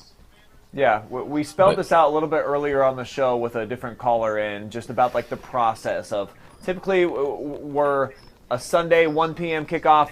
Monday, we're real upset at our team. Tuesday, like a little bit of it wears off. Wednesday, we start talking ourselves into, well, what could be for this upcoming weekend. And then maybe by like Friday, Saturday, we've warmed up to the fact that we're going to be back on Sunday again. But we're just one of those fan bases that it's a whole process. It's not just a hang out for 3 hours and watch your team. It's a week-to-week experience, isn't it, Aaron?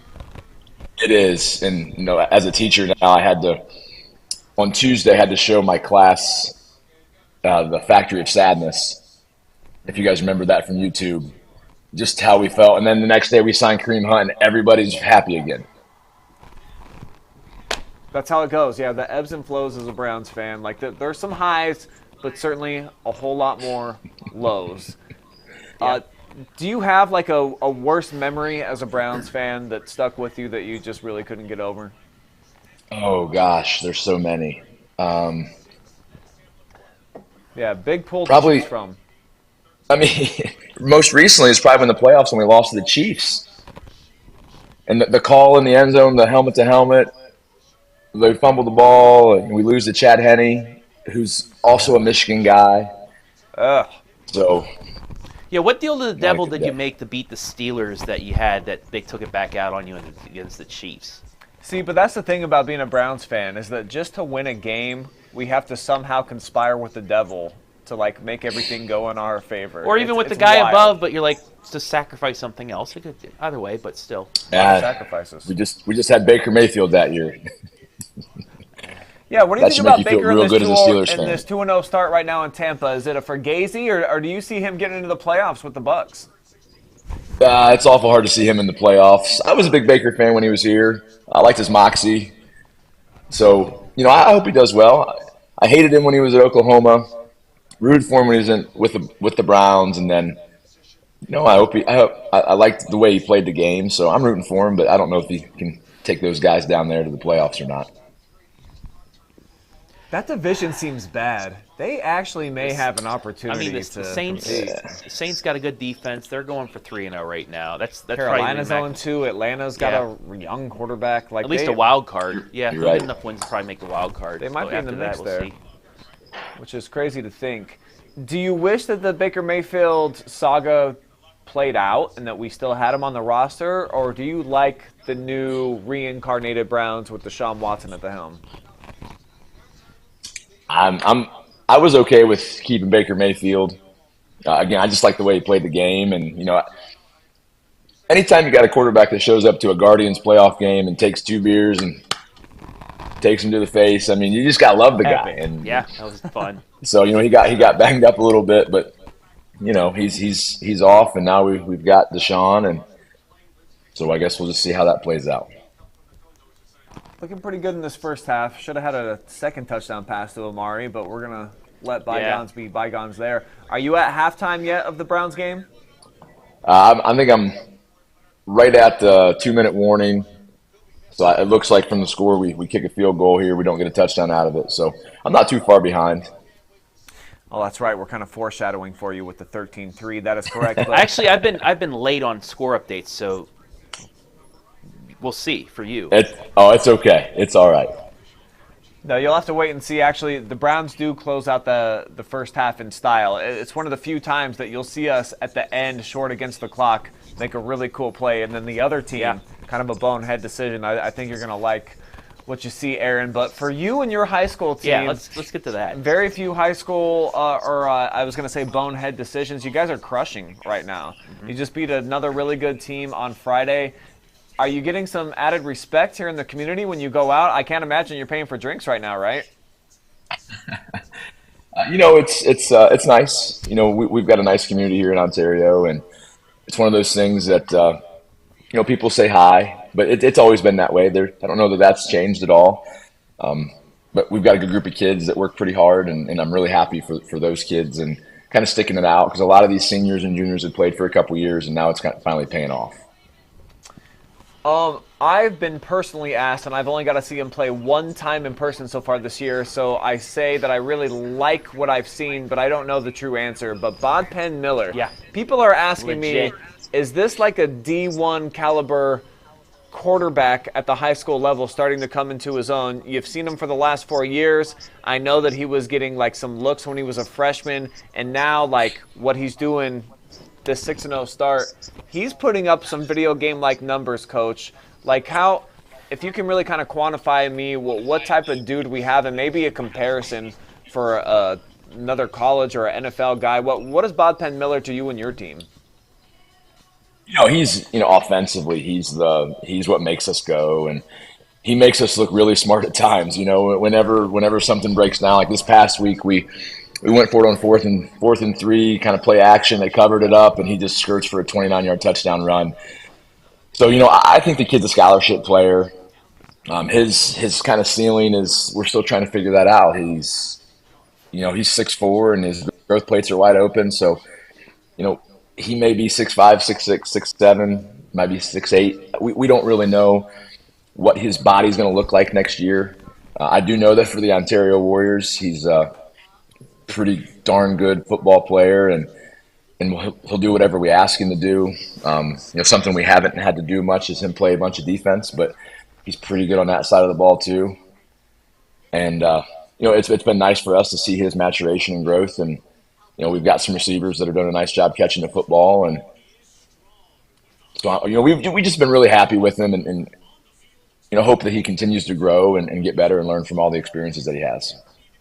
Do you have a comparison for me, a dude that's cooking right now at the college or the NFL level that you feel like Bob Penn kind of reminds you of? Yeah, I mean it's kind of like the Lamar Jackson-ish. Especially the way he holds the ball sometimes. It's really frustrating when he goes on the run and he holds that ball out just with his hands here. But, I mean, the kid ran a 4.50 at Virginia Tech this summer. So, I mean, in terms of speed, he's got it. And it doesn't look like he's running that fast all the time because his legs are so long. But, I mean, just if you watch him, watch everybody else around him, and they look like they're in slow motion, and he's just zooming by people. So, Lamar Jackson's probably an easy one. It's probably not the best comparison because he throws a really nice deep ball. I'm not so sure Lamar does that great anymore or ever has, but unless he's playing the Browns. Lamar Jackson. I would agree. Well, I don't know if he's better than Lamar Jackson. Not going to go there. I just his game is his game's pretty good. So the potential's there. I noticed the acceleration when I watched you guys against Clear Fork 2 weeks ago. He pulled away from linebackers, guys in the secondary. So when he needs to kick it into that extra gear, he can. I kind of made a comparison. Well, not a comparison, but a comment for another player you'll be playing down the line at Shelby and Braden DeVito. But I think you guys keep winning. Shelby keeps winning. You guys keep putting up the numbers. Winner of that game should at least be in consideration for Mr. Ohio voting. Do you think Bodpen Miller has what it takes right now with all the numbers he's putting up to at least somebody start considering him to be a Mr. Ohio candidate with all those numbers? It's hard to say. I haven't followed the stats from around the state yet. He's going to have good stats, and the DeVito kid's going to have really good stats. And, and I won't say it's the problem with what we do. We're a pretty balanced team. Mm-hmm. It seems like Shelby, and I haven't seen him on film other than maybe one time. DeVito is their offense. And with us, we have some backs that run the ball. Chase Studer's a great high school 100 yards back that we've also sharing the ball with. And I mean, I think there's potential for Bodpen to be in consideration for some type of player of the year, whether it's our conference player of the year or, at least be looked at for the Division III title. But, that stuff comes down the road, and we still have to perform. We're 6 weeks in, and just trying to go 1-0 this week against Pleasant. It's really the focus, and all the other stuff kind of falls in line at the end of the season. And I know you're in D3 Region 10. You moved up to D3 last year. Right now, if the playoffs were to start and you win your first round matchup and the team right ahead of you wins their first round matchup, you'd be back at Arlen Field to take on the Mansfield Senior TY Tigers. I know you're talking about going 1-0 each week. You still got a lot of time left. But down the line, would that be something that you'd like to see as a matchup in the playoffs, a rematch with Mansfield Senior after last year? I want to see it, Coach. You want another shot at the Tigers, don't you? I'm going to say if that's what happens, then we will gladly play that game. But again, it's we're really happy if we get to Yeah. that point. And I get think to you got host some a time home before we we football got some game. time still. Yeah, 4 weeks. Ease At in. least. Just enjoy your Sunday, Coach. The Yeah. second half is underway, so we'll let you cut loose, and hopefully you get to see at the end of that first half what happens with the Titans. Get caught up, and it's going to be a beautiful, blessed, carefree Sunday for us Browns fans. So I'm sure you and your family, you're going We to know enjoy that's the not whole true, thing. but- There's not going to be a question, why is Daddy sad today? Hey, you guys have a great Sunday. We'll talk to you later. Yeah, thanks Thank for you, the time. Coach. See you guys.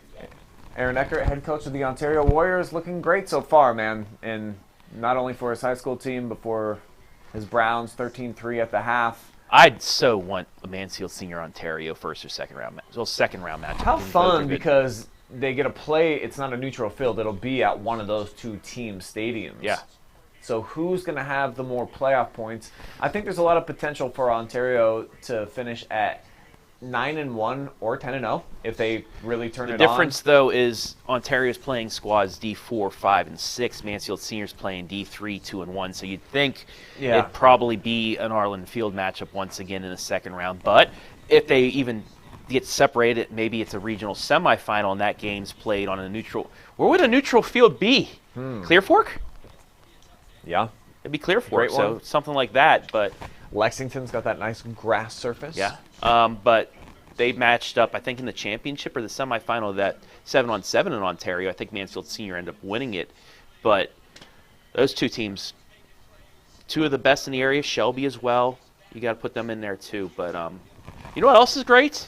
We just got food delivered.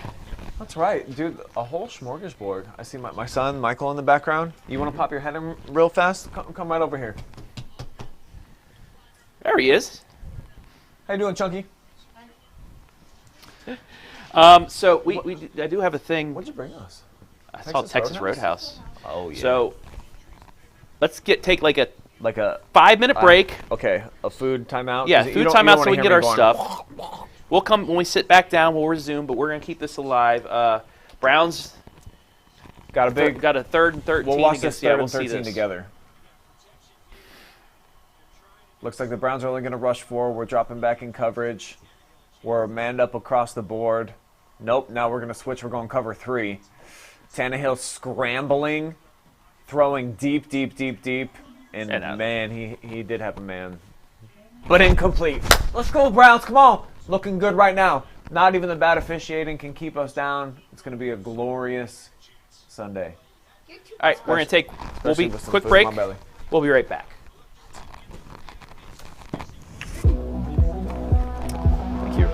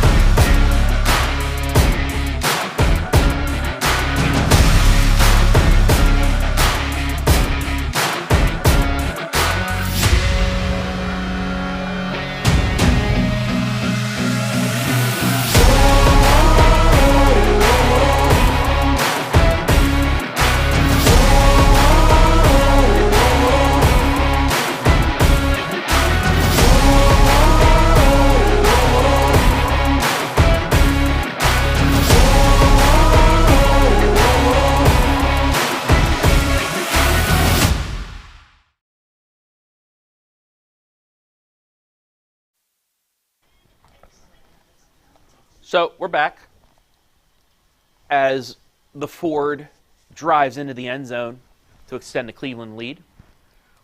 Brian's off dancing right now for the touch. There he is. Makes it 19-3. Great first drive for the Browns. Aided by a should have been called pass interference, which it was. No timeouts were needed in that drive either, Brian.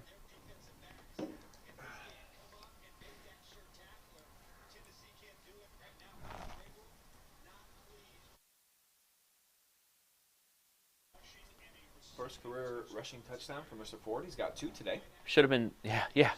We had a receiving. That was his first ever rushing touchdown. Well, that's what I just said, right? You said he has 2 today. Oh, okay. You're saying he has 2 touchdowns. I got me. Yeah. Should have had one last week, but it was about an inch short. He scored on that day. Chargers just missed a 53-yard field goal, so they're still up 4. Baltimore, 3rd and 1, late in the 4th, or late in the 3rd, I should say. They got a first down.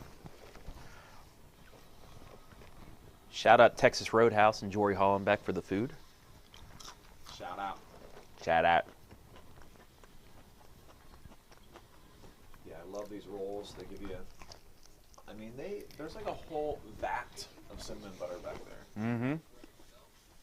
It's very light and fluffy, and it's probably like a whole 2 pounds of it. So I'm eating right now. Just bread and cinnamon butter. Oh, there's a whole basket of rolls back there, too. Good deal, $50. You get like 25 chicken tenders. We got some bloomin' onions, some tater skins, fried pickles, rolls, gravy, Salad. sauces, salad. I think they call it the Awesome Blossom. Outback is bloomin' onion. I only know that from the 8 years of grueling work at that place. 8 years. A lot of dedication. I have so much respect for my people out there in the service industry taking care of us. Because there's a lot Tip of your servers. suckers like me that I just don't really have time to cook often. Mm-hmm. So I need my drive-thrus in places like Texas Roadhouse to take care of us. Yeah. Working class folks taking care of working class folks. It's nice. Ravens got a nice drive going on. About to get in the red zone. They are in the red zone now. Melvin Gordon off the practice squad after the Dobbins injury. Kirk Cousins. Justin Jefferson. Mm-hmm. Justin Jefferson through 2.5 games, still 0 touchdowns, though he has like 400 yards receiving. I think that was the same narrative for him last year, right? I think he only scored like 5 times. Yeah, I need him to score touchdowns, though. He's not a Be big nice. touchdown guy. No. They dink and dunk down the field. It's like in Varsity Blues. How the running back hits him down there, and then, the run. Lance on a roll to the right. Lance on a draw. Well, hopefully it's not the same narrative, though, as Varsity Blues. I Yeah. doubt it. Once you get to the NFL, you got to kind of put that stuff behind you. Mm-hmm. Yes. It's a business, a winning business.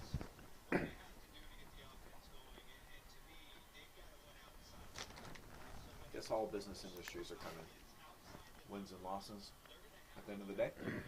Yeah.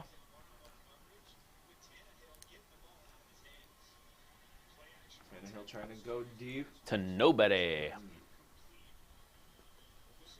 Storms Lions up 13-3 on the 2-0 Falcons. Punishing people, too. What are your thoughts of Bijan Robinson so far? I would like him to score a touchdown today. That'd be fun. It's been special. 2 weeks in. It's really hard to tell. Not just like Breece Hall's back, but he ain't doing nothing. He only had 4 carries against the Cowboys last week. I am stunned how well Cleveland is taking care of this running game. Derrick Henry's best run so far today. Couple yards. He's got 8 rushes. Well, as we were yards. interviewing Coach Eckert, they had negative -6 yards rushing total in the first half. Wow. I think you guys have finally found your defensive coordinator. Yeah, what a huge upgrade from last year. Steelers fans hate Matt Canada. That was Browns fans with RDC. Lamar Jackson sniping yet another touchdown from Ravens running backs. Lamar Jackson is the Ravens I know, running back. he is. Don't get that twisted. Well, fantasy owners who think they could draft running backs from the Ravens. Sounds like you're one of those poor unfortunate Nope. souls. I am not, actually. I actually drafted Breece Hall. So that's been frustrating. Should have taken Jerome Ford. He scores all the time. He was picked up on the waiver wire 1 pick ahead of me. Had him in there for a pickup, but didn't make it.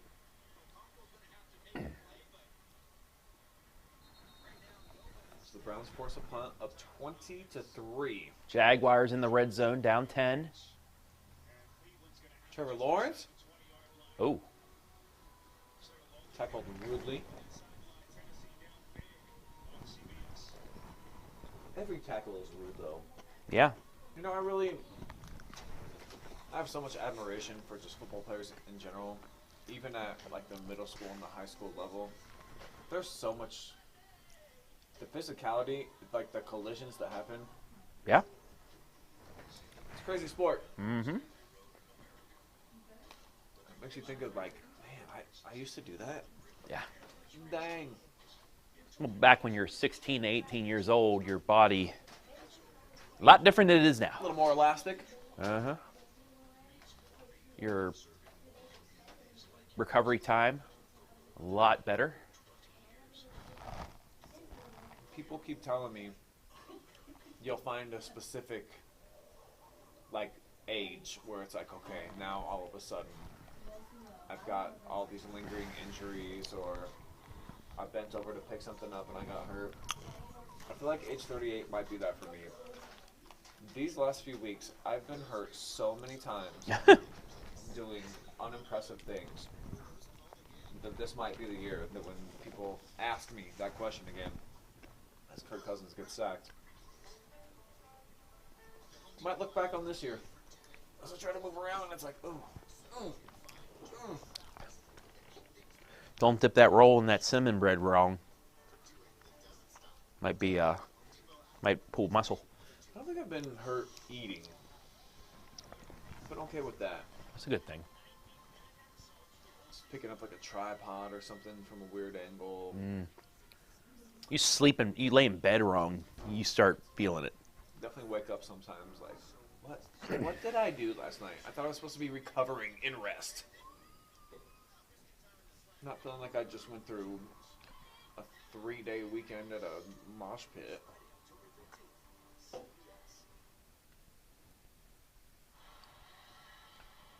Are the Packers doing a thing? Well, if their thing's being down 17-zip, Ooh.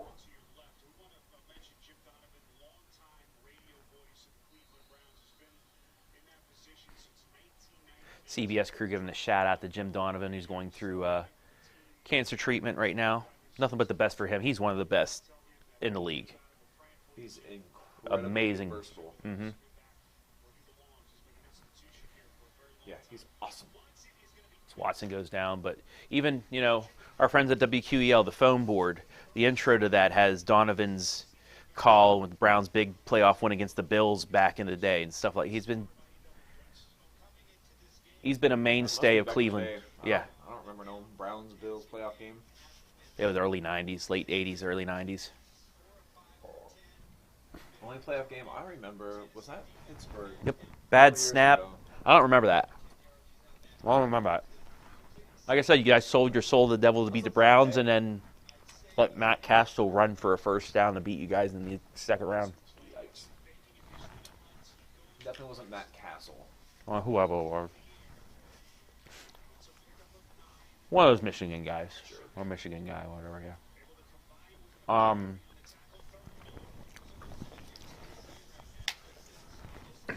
I do understand the suffering because you guys were so high on the team the next year.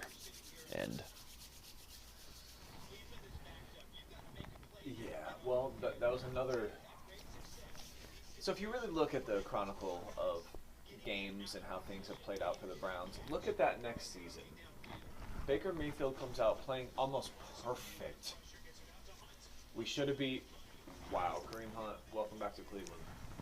That's what we've been big third down pickup. wanting from him. But we should have beat Kansas City on opening day. The very next week, another odd game.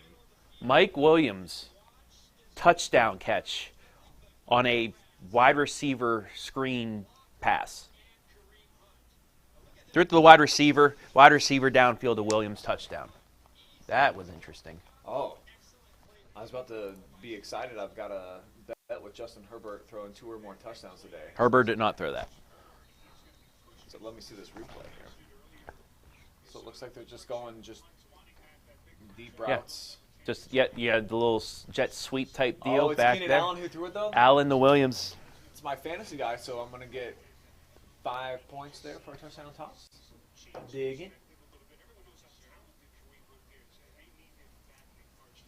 The booty thumping continues in Miami. Looks like they're going to add another touchdown on top of their lead against Denver. Oh, The worst franchise in the NFL. Denver. You already know. Great looking throw. Cooper. Sean Watson. Cooper had both feet in bounds that time the whole time. I feel like he does that more often than not. Sometimes the referees just don't notice. Jacksonville kicked the field goal, make it 17-10. Houston took the kickoff back for a touchdown. We're about to watch? Yeah. Just saw the update. And this is why I love Red Zone. You can don't watch see it. very many. I- Oh my gosh! And they fumbled it. Oh my goodness. That's what, a fullback?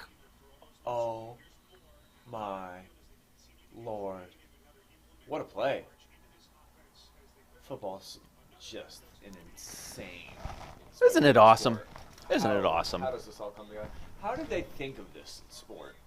The rest of I'm not going to say that because there's a lot of weird rules and really cool sports, but American football to me, it's so complex. How did they get to this? I don't get it.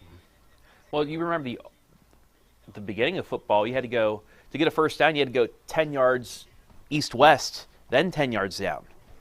It was a grid. It was even, there's more lines on the field back then. Then they kind of simplified it. And there's nothing simple about football. No. Wow. So, tough break for your Jaguars. As a matter of fact, I've got Jacksonville winning outright as well. I got a parlay with them, Miami, and Baltimore all winning. Looks like the Dolphins are definitely taking care of business. Baltimore, maybe. But if they lose, I'll be even happier. Is that Mostert again? Are you kidding me? Playing against him. That's his third touchdown of the day. Deshaun with an empty set and just a bizarrely bad throw. With just 19 seconds left in the third quarter, I'm going to go ahead and send out an invite to our last guest. It's going to be a mystery guest to Travis. He's not going to know who this is.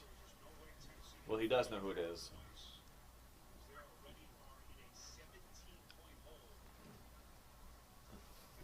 What do we got in the lockers over here? What are you looking for? Some drill bits. Got some hidden drill bits here at the OH report. The things you Our find soccer here locker set.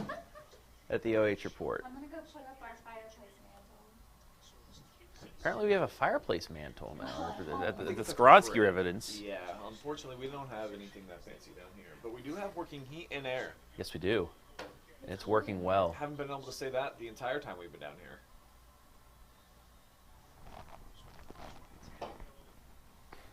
So Ryan Tannehill backed up inside his own 10-yard line. So this is the perfect time for a rushing touchdown for the Titans to help me out on my anytime touchdown bet. 90-yard touchdown run? Something, any type of touchdown run. As Red Zone showing that it is now time for the witching hour. When wins become losses and losses become wins. And they immediately start on the Indianapolis game. Oh, I thought you was about I was going to say. Derrick Henry comes bursting through that line, and all sorts of butterflies and bad feelings were running through my veins. But we have reached the fourth quarter, Browns fans, and it's looking solid so far. I guarantee if you were taking bets in terms of props, like we got to be at 97.9% chance to win here. Spooky things happen, though, at Brown Stadium. There was a I was there week 2 last year. There was a baseball team that had a 9-0 lead in the 5th inning and lost 13-12. That was the Cincinnati Reds over my Pirates last night. Reds are playing for the playoff spot, too. But weird things happen at the end of games. You just lost me talking about Major League Baseball. That's because you're, meh, whatever. Speaking of their sport, when does preseason, when does training camp start for NBA? October. So we're coming up on that. Yeah, they usually only get about 3 weeks. Mm-hmm. Seems like NFL, they get much, much longer. Well, I mean, you can say NFL is a little bit more physical than the NBA. This NBA. Now, if you go back to like the 80s, 70s and 80s NBA, I mean, pretty physical. Oh, for sure. Yeah. Oh, yeah. You had to be some dogs back then to take it down the lane. I see Jesse Bates at third. Just picked off. Jared Goff. Yeah, Lions just threw an interception. Up, and And then Gibson for Washington just fumbled. Buffalo's on top of it. I haven't cut a score on this. be nice if I still had that, if Dawson Knox still caught a touchdown for me. Oh, look at this. Brian got a little bit of a little blankie right there. Hanging out with my little dog. Ho, ho, ho. Here we go. Try something out. And Hey, Mikey, where you at? And I would not scoot back. You have a ketchup, a sauce packet behind your seat. Don't want to get those nice jeans. Got a little gravy on these jeans already. Little young gravy. Taco Bell hot sauces say I do and step aside. So 2 totally contrasting ideas here. Here we go, Brownies. Here we go. Here we go, Brownies. Here we go. He's just here for the My bread. son just lost his There- Xbox privileges for the week. Derek Carr will not return. Busted shoulder. Who's out? Carr for the Saints.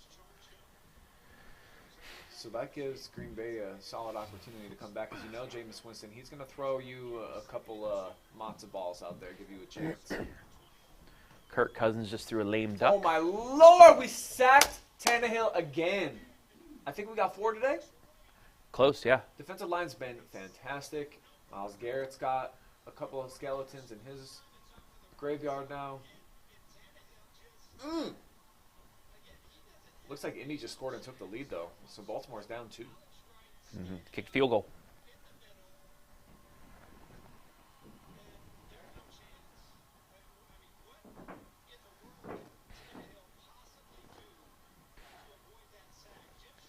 Boy, Jim Schwartz, isn't he swaggy?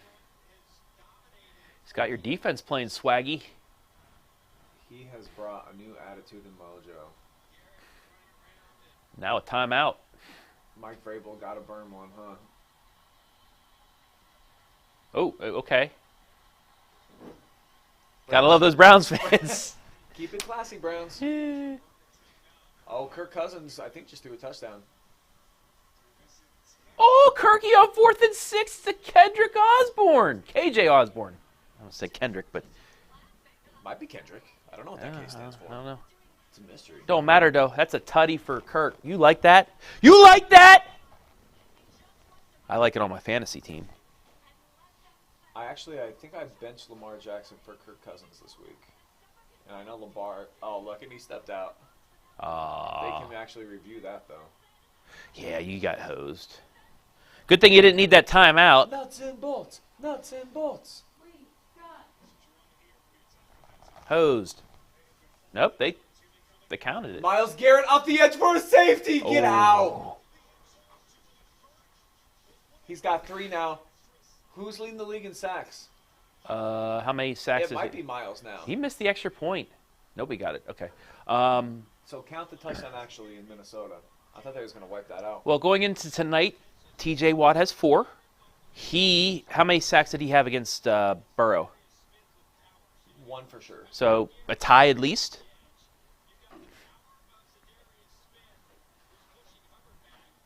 That's just a powerful piece of mass. Well, think about this. I mean, Alex Highsmith's been doing great, but if you had Garrett on one side and T.J. Watt on the other, like, how could you stop that? Well, that's what I thought about having Garrett on one side and then Clowney? Nick Chubb on the other. Know what I mean? I just meant on each side of the line. Of course. Yeah. Well, Zadarius Smith's feeling it nice, but if you had to have like the ultimate 1-2 punch, it'd probably be those 2. I don't know what position Michael Parsons is. Dog. Straight dog. So for him, I think TJ's more. He can be a morph too. I think he predominantly comes off the line, but I would trust him. Like Myles don't drop back in coverage. I can see Watt doing that. Yeah, he's got some Micah picks. does, but Josh Allen keeper for a touchdown. those are the top 3 defensive players in the league, according to me. I see that. Yeah. Parsons, Watt, Garrett. Absolutely. A little bit of criticism, or not criticism, but questioning a little bit of Myles Garrett coming into this week. He should. I think he's answered some bells. Yeah. Yep. All right, so give me your rating. So I put a 7.3 on the Joe Thomas beer today. Very good Kolsch from Great Lakes Brewing. I said 7.5. Atomic Pumpkin. Mine's a little creased up, but it's a spicy special release. I give it an 8. Voodoo Ranger. I like that flavor. I give it an 8. Solid 8. Let me do one more.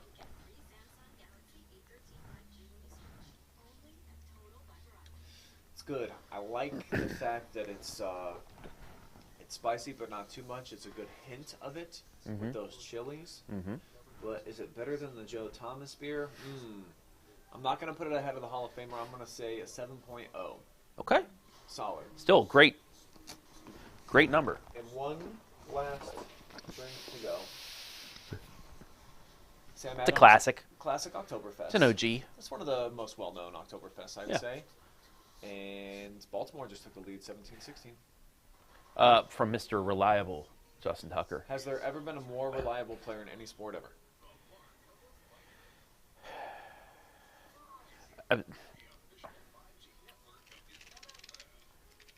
I mean, MJ in the clutch. MJ in the finals. Yeah. I'll say that. Yeah. So we'll call that clutch. The biggest games. Yep. MJ in the finals. But Justin Tucker all around. That's why he's making more than Saquon Barkley per year. What's Tucker get paid? It's like, I want to get this wrong, so let me look it up. Jory, you got that bottle over there? Also, Vrabel went to, where I just saw it. He went to Walsh Jesuit High School in Cuyahoga Falls. So that's, yeah, okay. So it's Cleveland, Akron. Yeah. Both. It's one of those in-betweeners. I got you a lighter. Oh, thanks. Justin Tucker's salary in 2024, $3.5 million. 2025, $4.2 million. Worth every penny. Yeah. But that was more, that 4.2 is more than Saquon Barkley was making per year. Browns defense looking like this. And a fun tip or trick for you guys watching out there today. If you're in need of opening a bottle at any point, something that's got a cap on it, and you don't have the proper utensil, this can be the proper utensil. Pretty cool, right? Yeah, thank you. Well, oh. You know, I had no chance. don't wanna try? Yeah, I'd probably bust the lighter or the bottle. And if you really choose to, you can. Some of them are packed a little bit more carbonated than others. Certain brands of beer. You can really sling these things. Like that. like Sam Adams. Like you can put somebody's eye out. It's like a Red Ryder BB gun. Yeah. That put a dent in our wall, probably. 3rd and 1. I think he got it. Yeah, they're going to move the chains on that. Do you guys want me to leave the food here? Yes. We just got asked if Jory would leave the food for us. What do you think my answer would be for that, folks? Yes. I'm definitely. Yeah. I mean, look at these cheeks. They need food. I'm an eater. Well, I'm gonna get a to-go box for later for dinner. You can take a to-go box though, Miss Hollenbeck. I was going to say, bring them up close to Skowronski. Yeah, Browns with the first down. No special guest yet? Oh, yes, he is. we do. Oh, let's go. Yes, let's welcome in our next guest. Oh, a legend. Legendary OH reporter, Wow. Effie James. Oh, it's Effie! My guys, What's up, Effie? Brother man, it looks like you're hanging out like in an office or a closet. Like where exactly are you and what's this memorabilia behind? well, it's kind of like a mixture of both. It's my daughter's old bedroom, which was a big closet, which when she Big left and got her own life, I turned back into an office. So it's a mixture of all three. Well, I like. I'm looking at you got the James One ink up above your shoulder, branding. Shout out. So Shout out. One of the best in the area for that. And I see a couple other pictures, maybe a wedding picture. What else you got up on the wall here, Effie? Well, hold on. Let me see what side I'm on. I got my. Let's see. I got some memorabilia and some old. This is my good times picture from. I got it from a garage sale. Somebody sold it to me. They got it from the Good Times set. Ooh. This is a picture from my coaching days, my senior class, my first year coaching as the Tiger head coach. The senior class got me that picture. So just some old stuff that I had. My wife told me I either had to put it up or get rid of it, so I put it in my own office. Display it proudly, sir. And I Yeah. have very strong memories of the first time that I had to interview you as the varsity coach for the TY Tigers. Very intimidating presence back then, Effie. I had to get to know you a little bit to understand that you were kind of like soft like some mashed potatoes, really on the inside, but the exterior. I gotta say, you were pretty intimidating to talk to the first couple of times. Do you remember me as a young reporter back in the day by chance? No, I do remember. I remember you, Brian. I'm thinking like, there's no way that this guy is like this all the time. And then when I start working with you, I'm thinking he is like this all the time. All the You're time. like, man, is he on a prescription, like So way beyond what he should be, or is this just natural born genetics? And I hate to tell you, Effie, I'm on nothing, pal. So right, I know this that. is just what you get from a pure No, bred Skowronski. I know that now. I know that now. But it's cool. It's cool. Seems like Very years cool. ago, doesn't it? It's cool to get to know you over these last several years, Effie. And what I love a lot about you is that you and I actually don't talk a ton about the Browns, but I know that we Yeah. share the same kindred heart and spirit for this team. So before we get to today's game and how great we look, let's talk about the first couple of weeks and just your general mental state heading into this week 3 of the football season after what we all saw the disaster that was Monday night. Well, I'm like you. I'm one of those people that I come into the season and I'm thinking like, I'm not gonna let these Browns break my heart this year, but I'm a huge fan. I'm not gonna let them break my heart. But you guys forgive me as my TV is like right up here, so that's why I'm looking up. But Oh, you're good. it's of course I want them to do well. I was raised to be a Browns fan. My family were my mom and dad. My mom is still a huge Browns fan. Like you can't like right now you can't call my mom. You can't go over her house right now or nothing.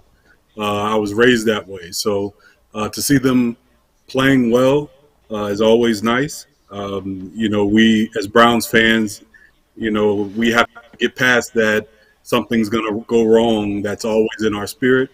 But it's good to see them playing well, and today it's good to see them doing well and having some success.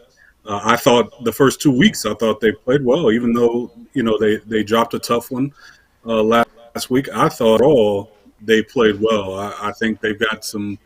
I think if our quarterback play picks up, which it has today, but if it continues to pick up, we're going to be fine. And our defense has been lights out.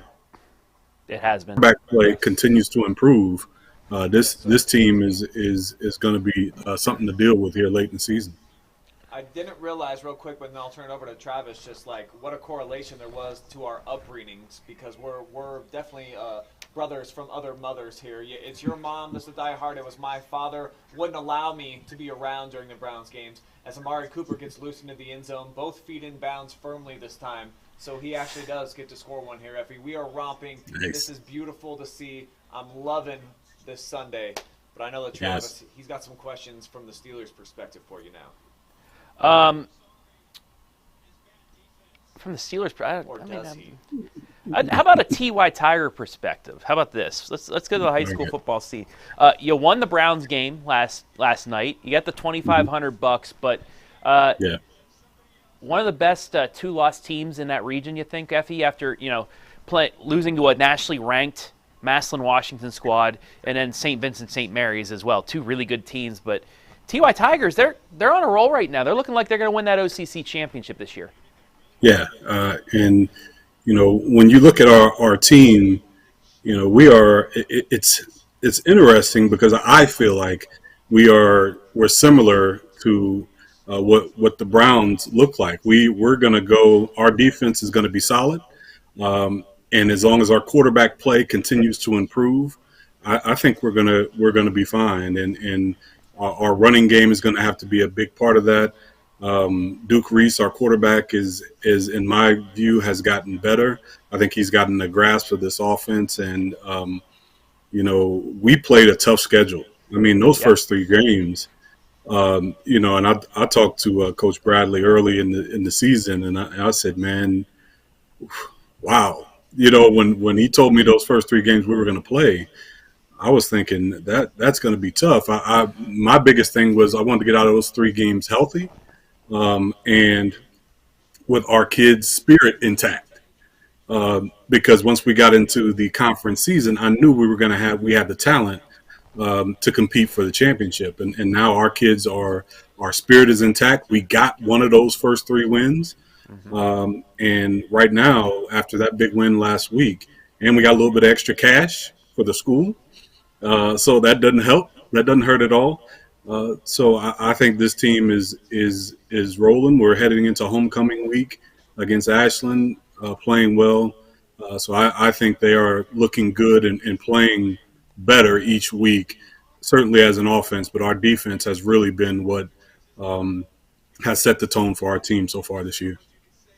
And just how important has the play of Amar Davis on both sides of the ball been for this squad? Because Amar the star. I mean, can I say anything else about him? Yeah. Just from that. All time, one of the all time greats, and I don't throw that around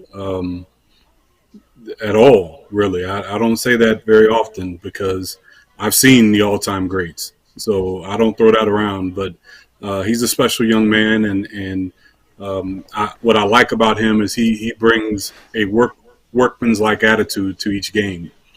When you watch him play, it's not like he has what he's already done. A lot of good players, they play like they think you've seen their previous games, and I don't know what that is. But when I watch him play, he plays like he's got something to prove every single night. And I think his being on the court, on the field, and I think, Brian, you and I talked about this. I think we talked about during a basketball game. He's got that Steph Curry effect on a football game, which means sometimes he doesn't have to touch the football to affect everything else going on. So a defense has to account for him, whether he's in the route, not in the route, whether he's in the quarterback's progression, no matter where he is, the defense has to account for him, and our offense is able to counteract that. So just him being on the field, our offense now opens up so many other things for our offense. So he is a star in so many ways, but the biggest way is what he opens up for our offense as a whole. And I think that we have that in Ohio State in Harrison Jr., a guy that every time he's out there, he's taking a whole lot of eyeballs and some energy and some effort from the defensive coordinator, trickling all the way on down to all 11 dudes that are on the defensive side. If you do have 11 players on the defense, if you're Notre Dame, what are they That was doing crazy. in the biggest play of the season, having 10 guys on the field, Effie? That is insane to me. As a former coach, you have to just like vomit on the inside knowing that you could have won the game with a stop there, and you got a disadvantage, not even having enough dudes on the field. But you know what, Brian? You know why that doesn't bother me as an Ohio State fan is because one of their guys was unblocked anyway. So when you look at the replay, we had an unblocked guy on the field. So it was evenly matched. He had a chance to make the play. He missed the tackle. But either way, that is a huge mistake. And I know, and I really, I enjoyed watching the game. It was a tough game. And, I'm not going to get deep into this because I really feel big about this, and I can go on and on. I'm actually probably going to write a column about this. I'm going to tell Larry Phillips I'm going to write a column. But the Coach Day disrespect is really bothering me, man. And because here's a guy who has got his offensive mind has created the atmosphere for those wide receiver greats that we have. The route concepts. Preach it, buddy. The route concepts, the offensive concepts that have created all these offensive points that made all these guys wide open came from him for years, not just since he's been head coach, for years. So, all this stuff about, we need to, if he doesn't win, Ryan Day is a winner. And when I watch him call plays, run plays, and we get stuffed at the line of scrimmage, and then all of a sudden he decides to run an outside play on a short 4th and short. As a coach, I can understand it, but people criticize and want a new coach. Well, there's plenty of people that want a new coach and got it, and now are kicking themselves. So, Ohio State, you got to understand, we got a winner, and understand that before you get what you're looking for. And Ryan Day is a winner. I'm just going to leave it there. And I think we've got a good team and a good coach. Nothing more to say. If he's got one of the best winning percentages in the history of college football through his first few seasons. He's recruited out of this world, better than Urban Meyer even, in terms of the 5-star recruits that we've brought into this program. So there's a lot of ingenuity there. Let's hold on to Brian Hartline. Critique, though, that run up the middle. When you got 4th and inches, the jet run sweep. it straight away. I'm not cool with the jet sweep, but everything else that Ryan Day did in the game, I'm fine with. I even wore some Irish socks today for my brethren over there on the other side that just can't seem to beat the Buckeyes, not in their entire lifetime. Some of my friends have never seen it with their own eyes. It's a beautiful thing here to be part of the crew down in Columbus. I'm going to get a little bit more bossy, I think, with this team as the season rolls along. Haven't been real impressed with what I've seen from anybody else in the Big Ten, including Michigan and Penn State yesterday. You guys won at home, okay? So I like the Buckeyes to come out on top as the season rolls along. Looks like you got some. I do too. What'd you like from the fire that Coach Day had after the game, Lou ripping Holtz, in the Lou Holtz? Because man. I watched Lou Holtz on the Pat McAfee show go the whole lunch pail. Well, they lost to that. They don't have. We bring that lunch pail mentality. That's the fire you want to see out of a coach, right, Effie? Yeah. I love that sometimes, and you won't get that all the time because coaches have to have a certain demeanor. You don't want the nation or your kids to see you out of your box all the time. But that was great to see Coach Day fight for his kids. There is a narrative out there that Ohio State isn't tough, and it's good to hear him step up for his kids, and the fact that they played against a hard-nosed, rugged. Good football team that came into the game. Yeah. Oh, yeah, absolutely. with their game plan was to out physical Ohio State. That was their game plan. That's why they slowed the game down. They milked the clock. They wanted to beat up on Ohio State. That was their game plan, and they got beat. So what does that say? So if a team comes in and says we're going to out physical you to win, and they lose, and that was their game plan. So what does that say about Ohio State? And on Notre Dame, still to me is one of the best teams in the country. So I appreciated seeing Coach Day get a little bit fiery, and you probably won't see that again out of him. But it was nice to see him show a little bit of emotion and get fired up about his kids, and shows that he cares about his program. And it wasn't so much about him; it was about his program and the dirt that people were putting on that narrative about his kids were soft, and it was good to see. Yeah, clean off that dirt. There's nothing cloudy in the perspective about Ryan Day and what he's doing for Ohio State. Yeah. I think he proved everything he needed to yesterday in front of touchdown Jesus, the biggest touchdown in the game, of course, for the guys in the Ohio State jerseys with just 1 second left to go. But I want to reel it back, if I want to talk about these Browns now, because we're up 27-3. We're closing out a big victory at home. You got your backup quarterback in. That's how big of a lead. Nice. It's been great. This has been as good as it can possibly look outside of Week 1 against the Bengals. I'm still a little bit brimming with confidence from that game. And I cannot believe that we lost last week. Everything statistically said that it was a Browns win with the exception of the scoreboard. So, looking forward at this team that's now 2-1 Effie in an AFC North that I don't know that there's a team in there that I'm really nervous about now at this point. How do you feel about the season collectively for the Browns? Because I got money on them to get in the playoffs. I got money on them to go to the Super Bowl. I feel like this is one of the most talented rosters in football. They just got to come out and prove it. And so far, 2 out of the 3 weeks they have. What say you? You know, I like that. I think that they've certainly got the talent. I will say that the NFL is about quarterback play, and we've seen dominant defenses carry teams a long way, but to get to those lofty goals, your quarterback has to, the defense, it's almost like a relay. The defense carries you to a certain point. The defense says, okay, we brought you here. Now, quarterback, you got to take us the rest of the way. So as long as our quarterback, if Deshaun Watson can keep finding his way and keep getting better and keep making good decisions, better decisions, that's the only thing that concerned me about last week. I thought his decision making was really questionable at times. He made better decisions today, but if he continues to get better, and people were talking about he needs to get back to who he was, I don't know if we can get back. Nobody can go back in time. We just need the best version of Deshaun Watson today, and I think we're going to have a shot. I think getting to the playoffs is going to be one thing. I still think we're going to have a good shot at winning the division because we have the talent and we certainly have the defense. So if we, you stay healthy, your quarterback play continues to improve. I like it. That's not too lofty of a goal, and it's time. More than anything, it's time. Us as Browns fans, we've earned it. We've been waiting. If the players haven't earned it, as Browns fans, we've earned it. If nobody else has.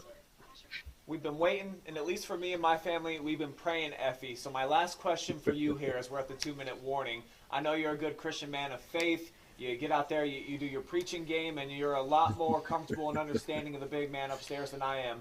On my Sundays, I feel like my sermon, when I ask the good Lord for some favors, are almost predominantly Browns related. Am I asking for too much? Should I just let the chips fall where they may? How do I need to start, finagling this relationship moving forward? Because I got a lot of eggs in my God basket every Sunday, it seems like. No, I'm. There's nothing wrong. There's nothing wrong with that. Nothing wrong with that prayer. Nothing wrong at all. Okay. Just make sure that when you say that prayer, just make sure that you add a little bit for yourself and for your own family, and that's the only thing that I think will put a little bit of it legitimizes your prayer a little bit. Always think about that. That way you don't seem like that's all you care about. If you add in a little bit, hey, take care of Jory, take care of MJ, take care of the kids. Make sure they're going to be all right. And then I think he may, the big guy take care of you. He'll keep the Browns healthy. Because I think if I'm a Browns fan and I'm a praying man, I just pray that they stay healthy, for the remainder of the season. Terrible to see what happened to Nick Chubb, Yeah. and I'm hoping he comes back stronger. But if we keep our Browns healthy, I think they're gonna do some big things this year. Thank you, Effie. That brings a lot of perspective to me. Let the good Lord understand there's a hierarchy of things here, but my family, they're on the list too. Right. Right. All right, Trav, anything else for our special guest before we let him get back to his glorious Browns victory Sunday? No, I'm going to let him get, game's about to end. You can enjoy the rest of your Sunday without having anything on your plate because your Browns weren't the Browns today. They actually got a win, so. The Browns Good for is you guys. the new look Browns. That's the difference. All right. Great to see you guys, man. Great Good to see you, Effie. You always, man. Hey, I'll be seeing you Friday morning for your thing, James 1. You got it. You got it. Plug that real fast, and then we'll cut you loose. James 1 Incorporated workshops and professional development. We got you covered. We got you covered. My man Brian has really been helping us out with those plugs, man. I appreciate you. But we are doing big things at James 1 Incorporated. Stay tuned. I only try to support and sell the things that I believe in. Effie James is always going to be one of those things. Love you, man. We'll see you soon. All right. Thanks, Take Effie. care. See you, Travis. See you. See you, brother. Wow, what a day to get the special blessing from Mr. James. Yeah. On this Browns Get a special blessing from Deshaun. He had a good day. Over 280 passing, some touchdowns, no interceptions. I gotta start now looking into my bets here. So Yeah. this is one of the very few weeks I almost always I'll bet the Browns straight up. I didn't do that today. I have 2 different parlays where I need a couple of extra things to happen for me to get my payday. So I'm going to check in on Mr. Fuller. Well, y'all saw me celebrating. I just got my Kirk Cousins, the Justin Jefferson hookup, which finally happened for the first time in a while. But Kareem Hunt, 56 total yards today. I told you that was my absolute guaranteed stone cold lock of the week. I don't know those 56 yards. If he just needed 17 rushing yards to win that bet. He had to have, right? Got to be close. So it's 34-17 in favor of Houston. That was a wrap. Houston put up 34 points. C.J. Stroud doing something against Jacksonville. The Jets scored with their fullbacks. They're only down 3 and getting the ball back. The Packers are showing life. They're down 17-11. We got a lot going on here. What's going on with the Vikings? Did they just... Oh, my gosh. What? The Chargers just took the lead on one of the weirdest tip drills you've ever seen. That was wild. This is indeed the witching hour. Wow, so my Kareem Hunt bet actually lost. Oh. He had 40... That stat had to have been wrong, then. According to this, he has 35 total yards. That stat showed 56. Unless that hasn't updated yet. I don't think ESPN knows what they're doing. So he's going to come up 3 yards short. That hurts. But the Browns only 78 rush yards today. This is what we were wondering about our team. With Nick Chubb out and not being the focal point of the offense, will it make things different for Deshaun Watson in the O? They proved that today, almost 300 yards passing. Yeah. Deshaun was almost untouchable in the pocket. He made 2 to 3 plays that very few quarterbacks in the league can make, shedding off defensive tackles, getting out of the way of getting sacked. Very happy, 27-3. Browns 2-1, back above 500. We have to not even think about that Week 2 game anymore. We absolutely thoroughly outplayed our division opponents in that one. Let's see what they do tonight. How are you feeling about your Sunday night football game, Chuck?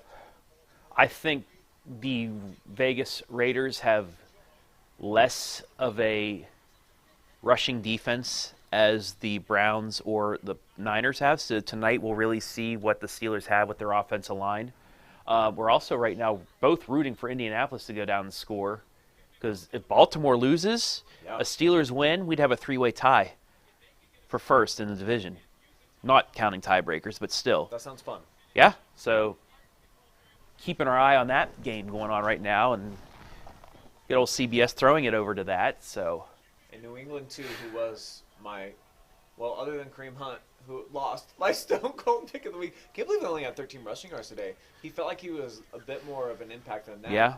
I also had New England for sure winning on the road. They are up 3 with the Jets with the football trying to come down and, but they're doing Jets-like things. They pick up first downs and then they have holding penalties. Yeah, would love to see Baltimore tumble. yeah, they need Buffalo's going to win their match, their game. Yeah, this isn't. I know football, This is American football. Football, Travis. Sunday in fall. Man, Garrett Parlett, how must he be feeling about his crew? That touchdown. Oh! They almost The Colts just pulled that off. had Mr. Pierce drop one at about the 2-yard line that would have set him up at 1st and goal. Oh my gosh. Oh, 2 hands on it, squeezed it, and then the defensive back came through and made a huge play for Baltimore. But the rest of you guys, if you're watching out there, New England just got a safety. That's big. Judon. They were 2.5 favorites. I hate betting the line. It is good. So the Ravens are tied now. Yeah, but Lamar Jackson 57 gets the ball seconds back. with one of the best kickers in the history of the NFL on the other side, though. Need a big defensive stop.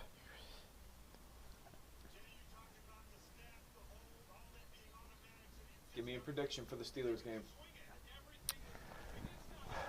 17-14 Steelers. You heard it here. Everybody be rooting for. Let's reverse that. 17-14 the other way. Well, I figured you would be. Go Raiders! I'd be feeling very weird if you would have said the Steelers are going to win that game. This is So a house thank you. divided. Yes, you're darn right. Well, thank you for the 2 people that watched today. Didn't get very many comments. Weren't really fishing for it. No. Oh, but my kid's sister just wrote me, Browns win plus Broncos ass kicking equals smiley face, heart, heart. And Let's with that, ride. I'm going to end the show. Let's ride. You don't want to Thanks. stay on for the end of this Ravens game? Oh, you want to stick with it? Let's at least I watch guess the not. end. I don't pay attention to the camera much. As AFC North teams, I mean, we got to at least see the. We'll get to the end of this. Yeah, Denver's losing 56-13, and there's still 11 and a half minutes left in the game. Yeah, I gotta send Wow. a message. A couple people are still watching as well, so we might as well stick on here until the end of the Ravens game. I have to video chat my sister just for 1 minute real fast. Absolutely. This is a big day for us.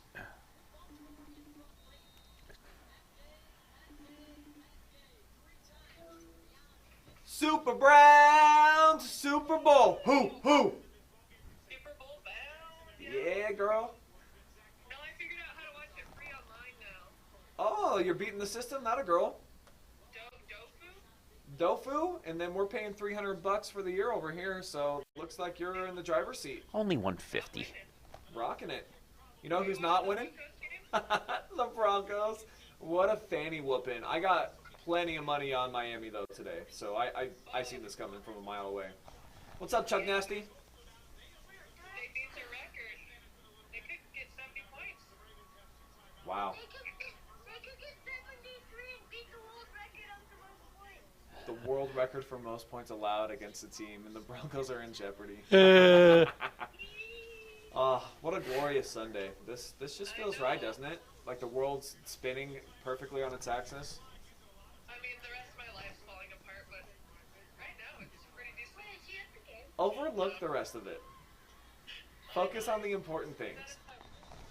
I'm done at my studio. I'm on live stream right now. You guys are actually live right now on Always Report.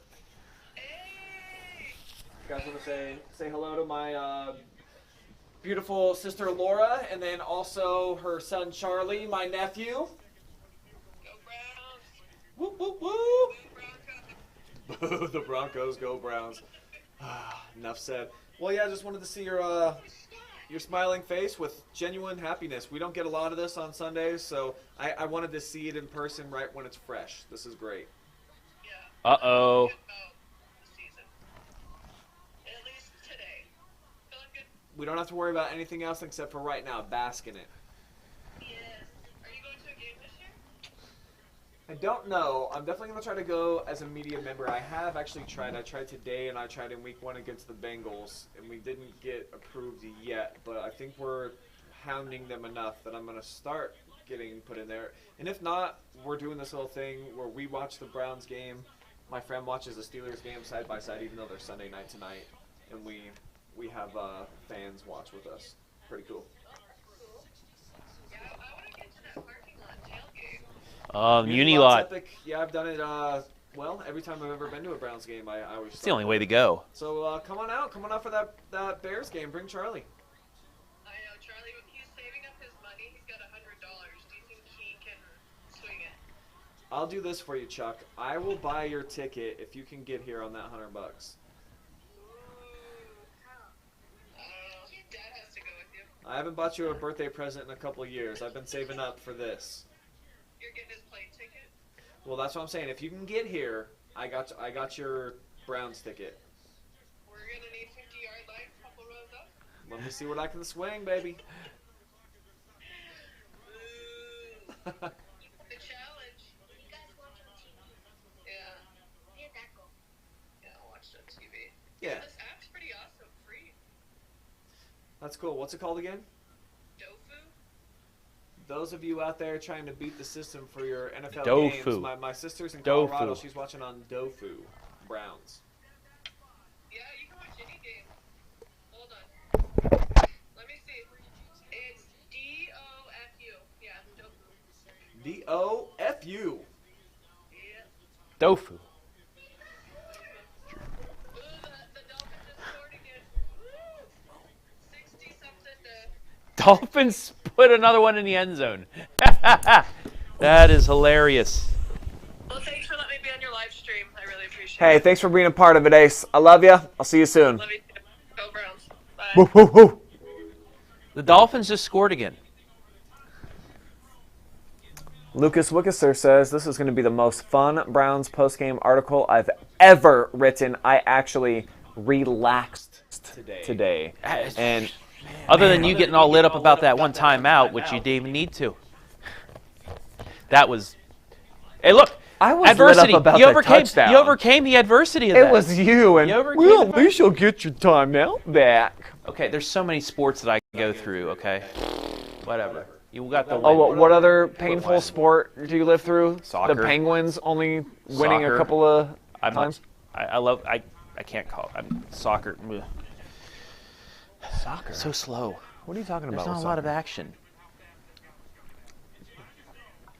What's happening here? So the Baltimore game's under review. Lamar Jackson got sacked. They called it incomplete because he threw it away, but he got sacked. His knee was down before he threw it. This is going to back them up by even further away from field goal range if it gets, yeah. Are they in field goal range? No, Well, no, it's no, Justin they were at Tusk. midfield. Now they're back further, so even a quick pass because they have a timeout left. 4th and goal for the Vikings, down 4.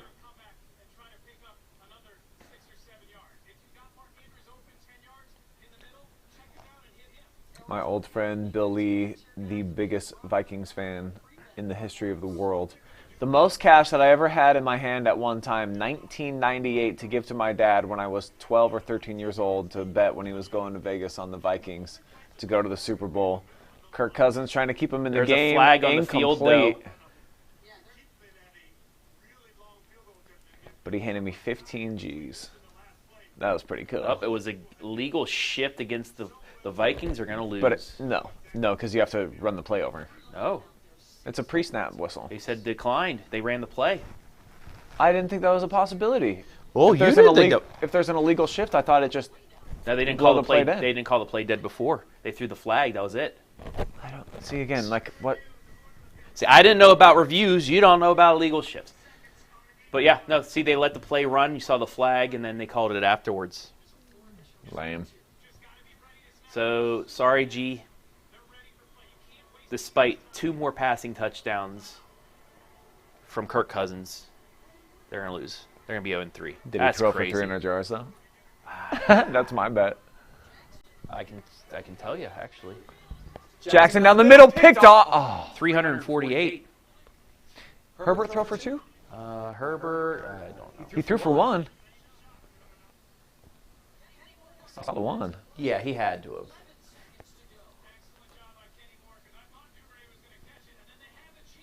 Ooh.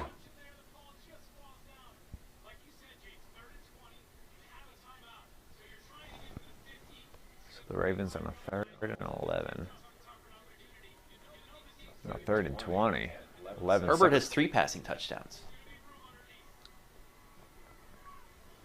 We got to get on. I got to get some action on these late games. They're going to get a timeout. They're going to have a chance to win it. Wow. Justin Tucker from deep. Let's see. So Jacksonville took a little bit of bread out of both of our mouths today, I think, huh? That was a free bet, though. Oh, no, yeah, they did. They did. Let's see. I have 1-1 bets.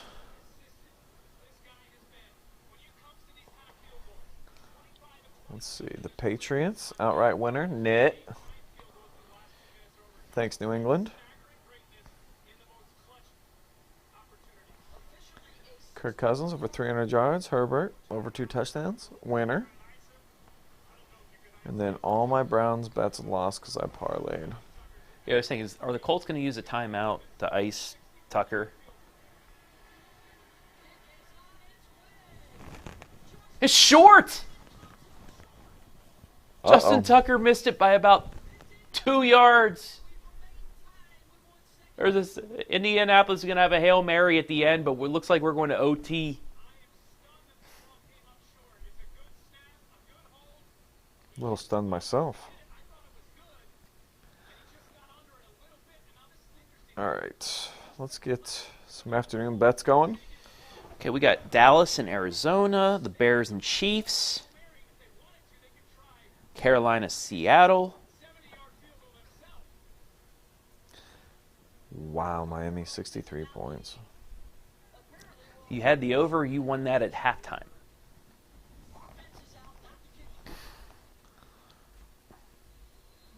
Doesn't look like Bijan Robinson scored today.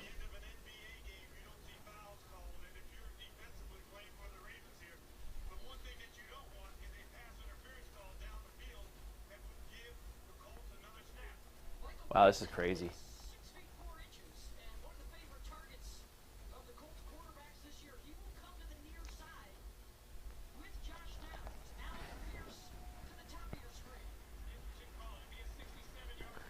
DraftKings trying to lure me in on baseball bets like I know what I'm doing. And that's it. Overtime. All right. I think this is a good time to cut it off. I said my piece. Yep. Way to go, Browns. Good stuff. We'll see you next time on A House Divided. Steelers going down tonight.